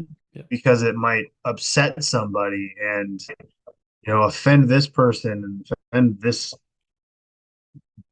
picket. What you could create a new game and like, who does this book defend, and just throw a dart, you know, and um, and that happens now where that's the difference with independent and traditional. Traditionals, like there was an actual changing of the guard, Yeah. and not only how to get picked, but who's doing the picking Yeah. when it comes to choosing new authors. And everyone we've talked about, and then some, like, are there's so many great writers out there that they they get overlooked because they don't fall into a particular category, and that's a shame because they're letting people choose books to be made that, unless you have a background that's going to automatically attract an entire audience, Yeah. you they'll select you and put you with somebody to handle you, to manage that, to make sure that, okay, whatever you write fits this. And Yeah. because you've done these things and had these experiences, that's a built-in audience, and that's great. And I have no problems with that. Get it, get all you can out of it, make the best life possible. Like, I don't hate anybody for any, like, having that advantage because they did the work. Yeah. Yeah. But also, it's like, why are all these great writers who publish independently overlooked? It's like, have you looked at, like, Jamie, have you ever queried to a publisher? Do you, No. like, to an I agent or anything like that? No, I've never been interested in it. I was with a hybrid for my first book, um, Mm-hmm. and then they went bankrupt. Um, and even then, there was no hassle with that. That was just like they accepted it, didn't need to change anything, gave me a new cover. That was it. But like I see people querying all the time, and we're like, I know for a fact that they'd make me change nearly everything that I'm doing. It's Mhm. bad. It's bad enough, and I make this joke all the time because my books, I can never pick down what the genre is because it's so everything mixed matched, and I like to do twists that shift the genre. So it's like, it's like, can Yeah. I really call it this genre if later on it's going to be this genre? You know?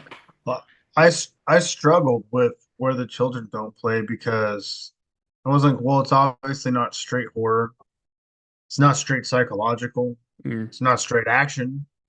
There's some drama, like Mhm. family drama kind of stuff in there, Mhm. and like, what do you call it? Like, what do you call yeah, that? Like, is there, and I like those things because there's, even if it's fantasy or I mean heightened reality of any kind of deals, like, you get, there's a realistic grounding there because nothing is ever just one thing, yeah, right?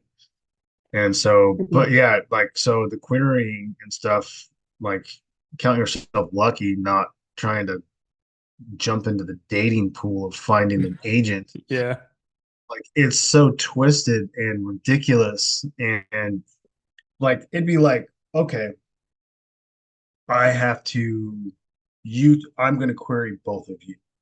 mm, And you have your profiles of what you prefer to read and what you like, and like, mm, it's like looking at this, it is like a twisted dating game. Dave, I'm using Dave Bazan's metaphor, he put it this way, which yeah, is brilliant because it's like, oh, Jamie, okay, swipe right, yeah, and then, oh, Ryan, oh, he likes these things, that's not really a thing, left. And then that's what you yeah, feel like you're going through. You have to find these names and find the genres.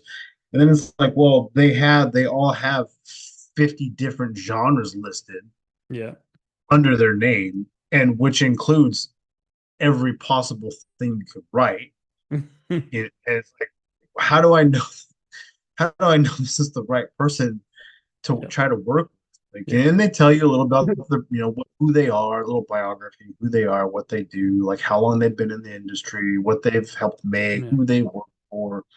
And then you have to specifically cater to them in a yeah, letter, make them interested in your work. yeah, So every letter literally has to be different.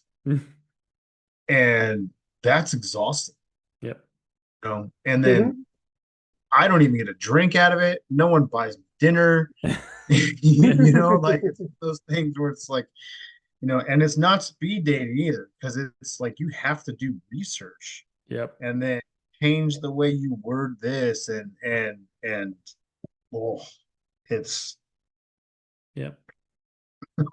I just rather write a story and publish it, Mhm. whether 100 people read it or 20 people read it or 2 people read it.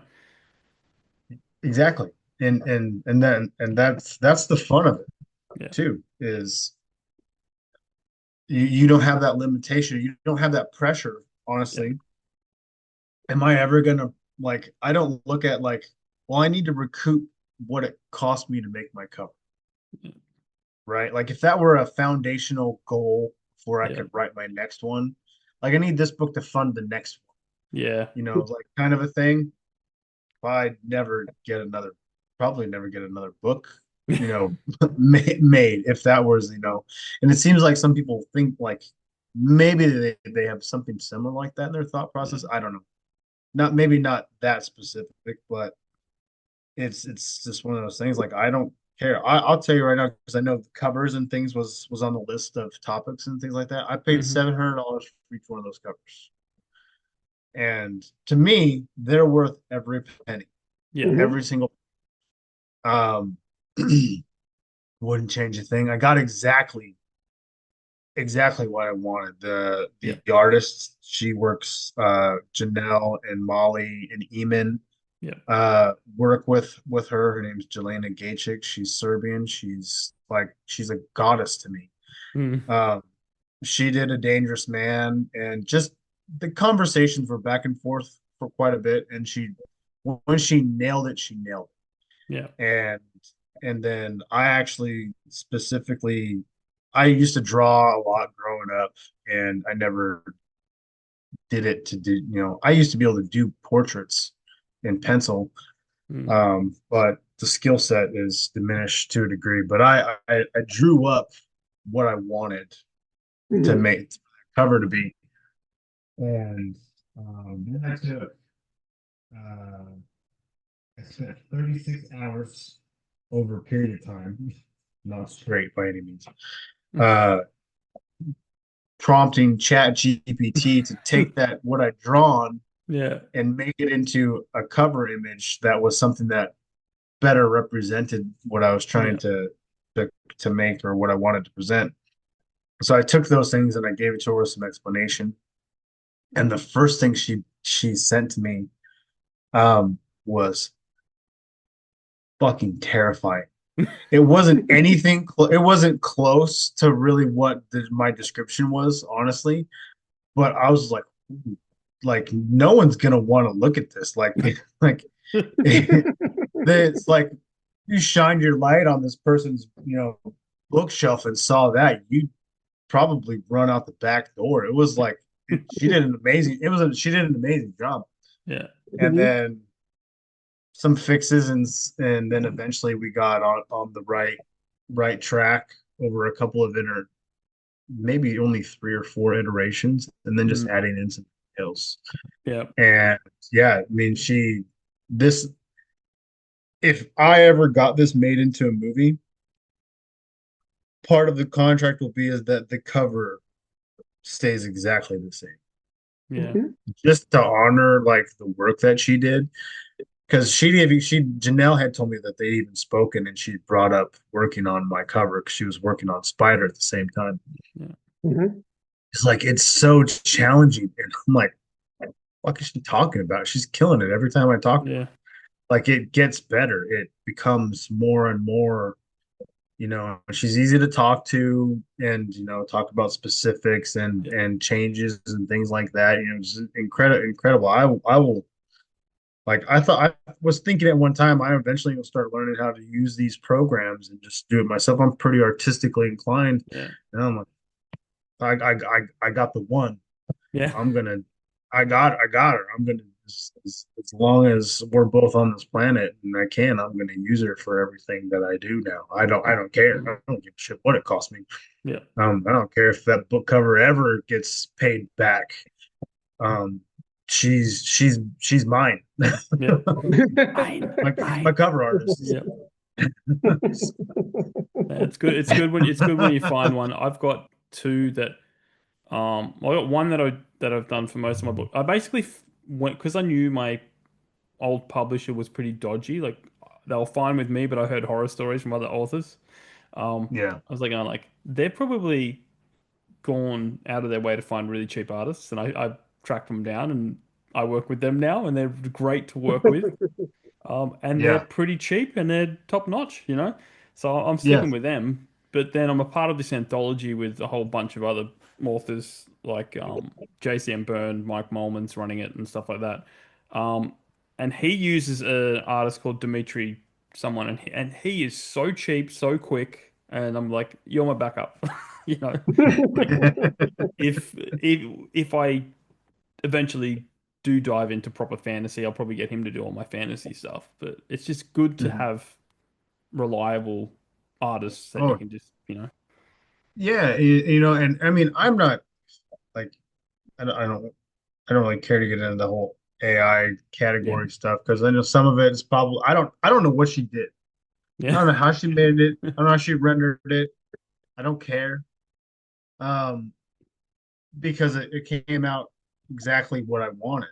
yeah, Like Yeah. the webbing off the fingers was one of the things Hmm. I'm like, that plays a part, as Ryan can attest to. That's an element of the story yeah, that Yeah. there's Easter eggs there on the in the imagery and everything, which I mean, which helps with covers and it looks cool. yeah, But Yeah. yeah, if you find it, you work well together, you've got rapport built, like yeah, and it's more seamless. I mean, yeah, why like I could care less if I ever got a book deal, I'm not using those motherfuckers. Calling up the girl, yeah, emailing her and saying, hey, here's what's happening. I wanted to give her a tip because I was just so impressed. I think after A Dangerous Man, she she yelled at me in the email, "Don't you dare!" And I don't know why I didn't like. Oh, yeah, I didn't. Oh, I'm sorry. I didn't. I hope I didn't offend her. Wasn't trying to by paying her more. Um, but she like she's like, I'm not. I won't have it. And she later on like I messed some things up and asked her for some corrections because of my mistakes and because she was flawless. And I'm like, hey, look, and it was around um, Christmas time last year, and I'm like, hey, look, it's the holidays. I feel like you've gone more than out of your way for me, above and beyond the initial. Like we were technically kind of done, and then I came back like, Mm, hey, I screwed this up, didn't get this right. Can you help me? Please let me pay you. Like your time is valuable. yeah, And reluctantly agreed, And so, but like I at this point in time, like I mean, if I could, like if I got a book deal of some kind and went that route and was able to still do exactly what I want to do, I'd be mm, like, well, I'm using them. yeah, Unless you got somebody in your design department that isn't going to just put out one of these bland market appropriate covers that they yeah, make. Um, yeah. Stock images. yeah, I like this is my girl. Like she's part of the package, and then Yeah, I would pay her whatever she wanted. Like she does an incredible job, and so yeah. It's awesome. yeah, I can't say enough good things about her. She's super cool. So Awesome. Well, we are approaching the 2 hour mark. So I think this has been a good episode. One, but two, I I think it's appreciate. time to test your creativity with story pitch. Okay, I have to apologize. I'm not familiar, but I'm ready. Well, you'll catch on pretty quickly. You have been on Mirthquake, so it's similar to some of the Yeah. stuff he's done. Okay. But all right. So the game is called Story Pitch. There's a setting, a genre, a main character, and a crazy addition. What you're going to do is give us a number between 1 and 12 for each of these categories. Me and Ryan will tell you what they are, and then you're going to pitch Hmm. us a story. Now, because so Okay. many people have given us suggestions for these graphs, there's 4 graphs. So first you got to pick a graph, one being more easy, and then graph four dives more into subgenres and weird stuff. So it's whether you want to play easy or hard is up to you. But there is 2 rounds, so you can have a practice and then you can have a proper. Okay. So first, first Well, off, pick a graph, 1 or 4. if we're gonna go hard. So let's just go 4. All right, Awesome. all right. So graph number 4. Graph 4, and now just give us 4 numbers.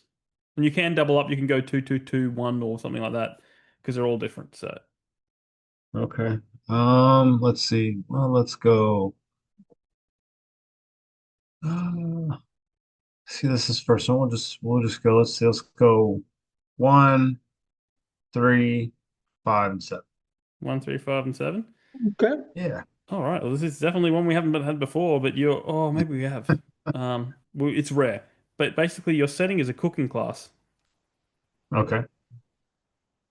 Your genre that your story has to be set in is alternate history. Alternate history. So that's kind of like. Okay. I think the perfect example of that would be Abraham Lincoln Vampire Hunter. Yeah.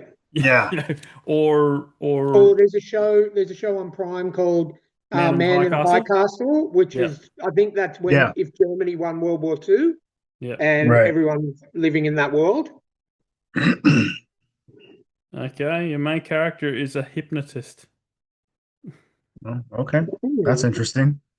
And your crazy addition, which is someone or something that must appear in the story, even if it's just for 5 seconds, and that is a man or a woman with a clipboard trying to sell something.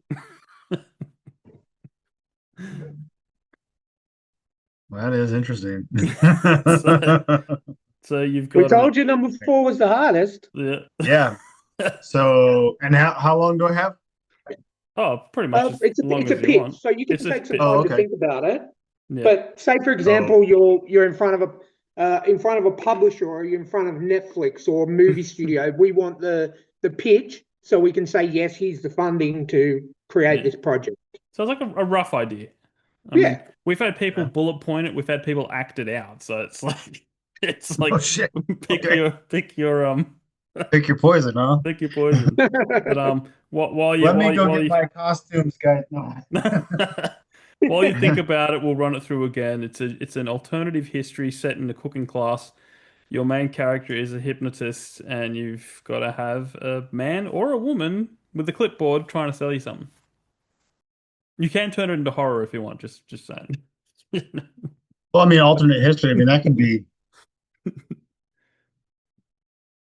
There's some interesting things popping into my head right now. Just go with it, man. Just go with Right. it. Okay. So we're in a cooking class. Cooking class, right? Yep. The setting. Cooking class, alternate history. Hypnotist is the main character, and Someone's got to sell you somebody something with a clipboard clipboard trying to sell you something. Yeah. Okay. Okay.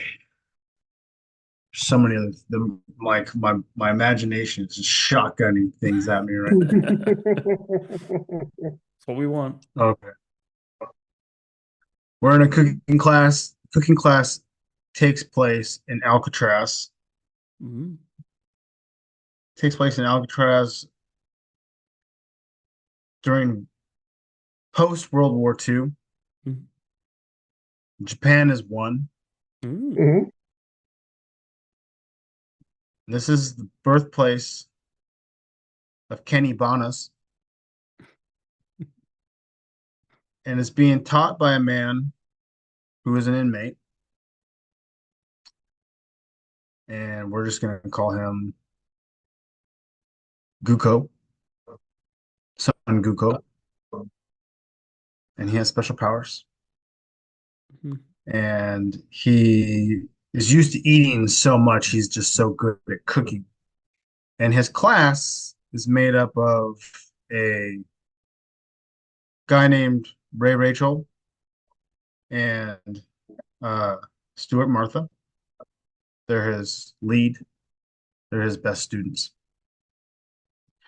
And the dish they're making, they're working on the stove. They're actually doing the hibachi cooking, All right. right? Cool. Doing the tricks. Yeah. And there's a great rivalry between them. And as he's instructing them,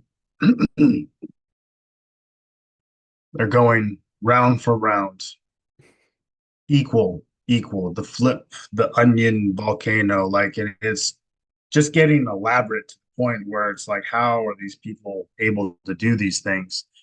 And he's such a powerful character, like he's such a powerful person. He floats in midair as he goes around. He's like, he's here, he's there. He almost teleports. And every once in a while, this annoying little lady will come in and try to sell them commissary items. And her like, we don't play that here. And he goes, if you keep coming into my classroom, then Stuart, Martha, and Ray Rachel are going to turn you into a cuisine. But they don't listen. So we cut to dinner time in Alcatraz. And everyone's like, okay, they know that these two cooking dinner for everybody. This is going to be the meal. They know this could be their last meal for the rest of their lives. This is it. They come out, they go back and forth. They're across the room. They're throwing knives, catching them, chopping things up, serving things up from across the room. They're amazing. They're bending physics to serve every inmate. And in comes this clipboard lady again, more time. She wants to sell chips. She wants to sell Twizzlers. Like, she wants to sell these stupid little candies, whatever. They probably didn't have Twizzlers, but whatever. They have them now. And everyone's like, no. We got our rice. We got our meat. We got our flaming onions. We got all our awesome food. Get out of here. Get out of here. And then she just disappears. And as the dust settles, everyone's like, well, where'd she go? And they're still eating. They can't stop eating. The food is so good. They can't stop eating. Son Goku walks into the middle of the room and he goes, awake. And her head is sitting on a table. And everyone realized that they've just been eating little chunks of her body. There's the horror. There's the horror. You had to say it. And I'm like, well, now I have to. Right, Ryan's giving you the funding right now. Yeah, 100%. Whatever you want. If you want a Netflix 4-season drama, or you turn want that into like a Squid Games thing or something. Yeah, definitely. Consider it sold. 100%. All right, round 2, and then we can wrap things up. So, do you want to stay on the hard graph, or do you want to step back a little bit? Let's step back just a little bit. I want to see what kind of differences there are there. Let's go to 3. Graph 3. All right. Same numbers or different numbers? Because it doesn't really matter, because you won't get any overlap. That's all. I don't even remember what numbers I said now, because I was now, as soon as I thought about turning that lady into a dish and hypnotizing everybody, not being there, I lost track. So sure, yeah, same numbers. Same numbers. Okay. Yeah. 1, 3, 5, and 7. Yeah. All right. Okay. Well, Rebecca Castles will be happy because your setting is a ballroom competition. Oh. Something I'm very experienced in. Your genre is grimdark sci-fi. Oh Jesus. Okay. All right. Your main character is a mortician. That's something you'll be familiar with. It's not too far And off. your crazy addition, which is someone or something that must appear in the story, even if just for 5 seconds, is an infestation of cute but mischievous gopher-like creatures. Oh, that's amazing. That's amazing. Okay. Cute but gopher-like creatures. Are they carnivorous or rabid, or did I just completely up to you? It's totally up to you. They're cute, but they're mischievous. How mischievous is up to you. Yeah. Okay, so ballroom setting, grimdark sci-fi. Yep. That's like that's like Riddick, right? Like I'm not familiar with Yeah. grimdark, Yeah. so Well, like pitch black Riddick, Chronicles of Riddick kind of yeah. sci-fi, Well, like from what I Yeah, can or like tell, aliens Hammer. even. yeah, and What's from what I that? can tell, grimdark is kind of like it's like there's no hope. Yeah. Like it's all Okay, like yeah, Warhammer 40K kind of. Yeah. Okay, yeah. and then my main A character is a mortician. mortician, Yep. Mm-hmm. and Go for go like for yeah, okay, an infestation of them. an infestation. Yeah. Okay. Hmm.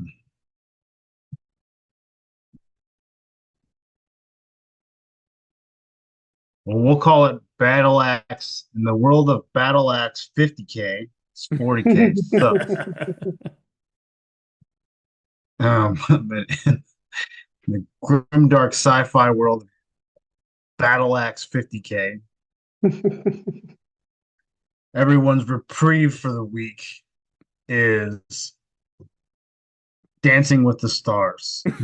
Of course, of course, of course. And leading, I guess, what would you say? Like on the leaderboard, be our main character, um, and it's gonna be what is he? He's gonna be he's a mortician. It's gotta have to be like what's a cool mortician thing? I'm gonna think out loud for a second. Uh,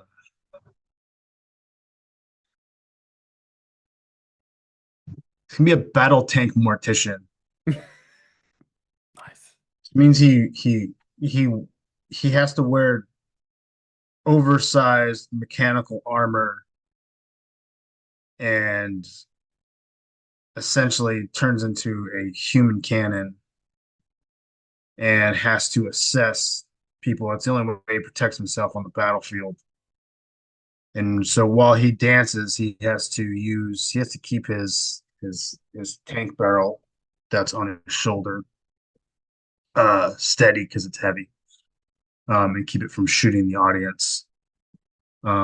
Yet he's the favorite because it happens all the time. Mhm. And so the only like people think the only way he can lose is if that barrel never goes off. And during the finals, when he partners with we'll say his partners, well, his partner has to obviously be a sexy little ballroom dancer.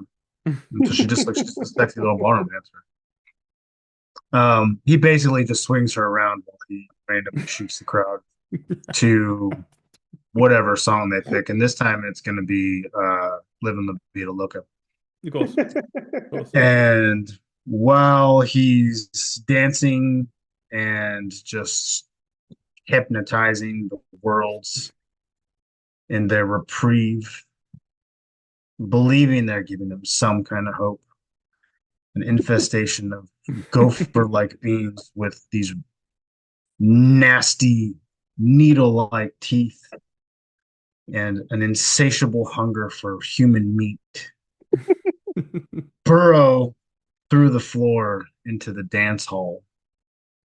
And they're so quick and they're so fast that they overtake the audience. And meanwhile, like the audience is they're no slouches, right? Like they're not in their armor for, but they still rip some apart, and they'll use one to kill another one, and they might just get they're all packed up. And meanwhile, the one thing mortician battle tank mortician cannot do, this is the rule, key rule is that they cannot stop dancing while the song is playing. Knowing that he's the only chance they have because he has to dance in his armor, he starts trying to cull the infestation while he's doing the mamba to La Vida Loca. Essentially shooting little gopher creatures, and the audience even more so. Meanwhile, he's swinging around his sexy little ballroom dancer partner while she's being devoured Of because he course. can't stop dancing. By the time the song ends, the audience, only at home now, is asked, because the production room is left unscathed, to vote him in or out as the winner of the show. Brilliant. And at that point in time, the Yeah. little gopher creatures are not done infesting, and one just eats the camera and it goes black. And that's it. Nice. I like that. I like that. Fantastic. Fantastic. I think this is the most, both of your story pitches, I think, are the most outrageous, but also the most Dark. make sense. And Oh, that makes I sense. want to see them both in whatever iteration. I like to think the Gopher one could be an anime, like animated, Oh, because for sure. you can get more blood and guts and everything. And I could just see one audience member who's all that they've got left is a hand, and they're just putting a thumbs up, voting for the mortician. Just a See, hand. okay, now that's our post credit Yeah, exactly. right Yeah, Yeah. there. There you yeah. go. Yeah. I like it. I like it. Yeah, funding approved. You've got Jamie's Amazon like, Prime what? money now. Why did you bring this guy on here? And that's That, exactly why we brought you on there, because I knew yeah, it'd be a good story fish.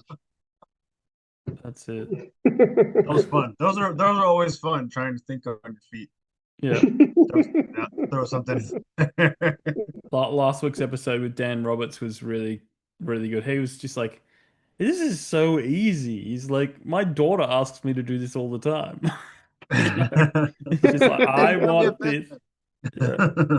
Um, bit. yeah. But man, Jeremy, thank you for joining us. It's been an absolute blast. Oh, thank you for having me. Yeah, I had no idea like that the time flew by. Yeah. This was amazing, guys. It was so great to meet you.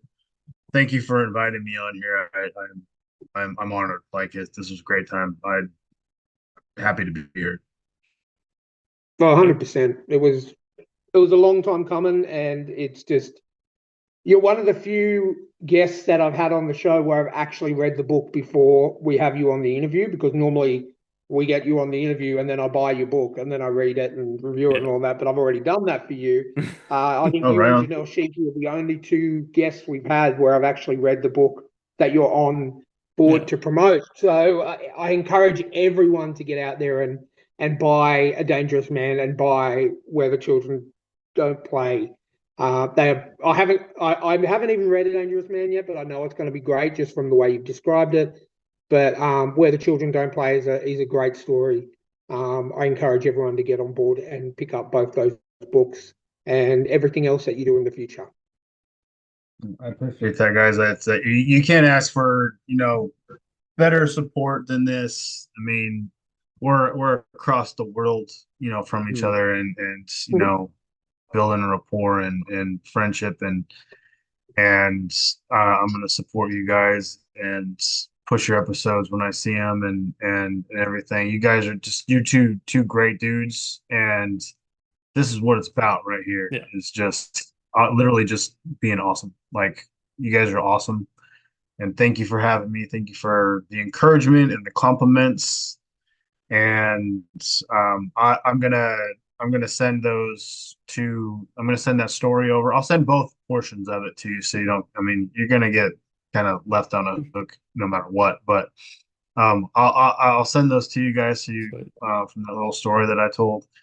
And then also, what I'm working on right now is my finishing editing my next book, Mm-hmm. and it's gonna be it's I didn't know it when I was writing it, but it's gonna be a chunker when I format it appropriately. And so I'm toying with releasing it in a particular way. But I would be honored when I finish editing it, I would be honored to send you a copy and get an early response. The whole thing, 100%. I'm actually considering releasing it in thirds because it's that Okay. big. It's probably going to be 500 pages, a little more Nice. than 500 pages. And it's a Yeah. crime thriller. You probably might have like initially thought, oh, it's a fantasy. It's not. It's a crime thriller. It's about a mafia hitman fixer. He's a fixer who has to deal with some more internal family issues, and then some family issues of the family that come back to bite them and start knocking people off. And so he has to find out what's going on and keep the people he loves safe at the same time. And just not a spoiler here, but one of my favorite things to tell people about this was my friend Carrie, who when she read A Dangerous Man, she told me that there is you'll encounter this, Ryan. There's something you said earlier in the episode I'm not even going to hint at that you might remember once you get there.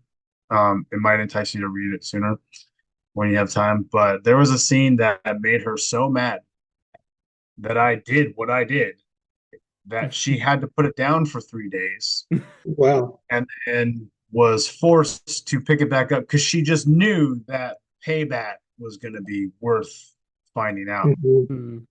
But she was very angry with me. And then, so because my next book is called The Doc, and I Nice. kind of like I like elaborate titles that have a little bit seems like it's got a little more to say, like Where the Children Don't Play is pretty Hmm. ominous. Yeah. But The Doc is simple because it's the sole location of where the story takes place. And there's a portion in that book where I got a message on Facebook after midnight one night where she just goes, "You sick motherfucker. Why the fuck would you do something like that? What the fuck is wrong with you? Have you been checked out?" And I'm like, "Oh, I know where you're at."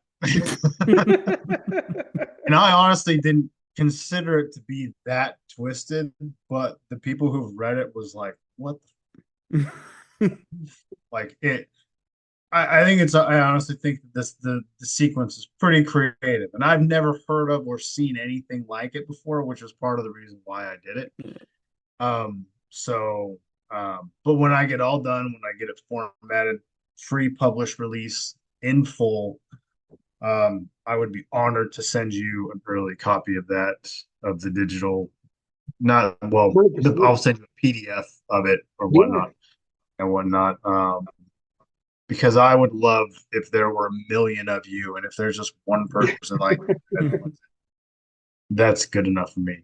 I've had a number of people read it. When I first actually wrote it in 2019. So Wow. it's been Okay. sitting, and I've been trying to do things with it for years, and even gone through some other things. And I learned that traditionally it's way too big to publish. Publisher wasn't going to publish it right out of the gate from somebody Mhm. who's known, because that's when I learned like this is how naive I was. I paid attention to the word count, and because I actually wrote this one after I wrote Dangerous Man, and so Okay. it obviously it predates Where the Children Don't Play by a few years, and I was like, A Dangerous Man was longer than I expected it to be.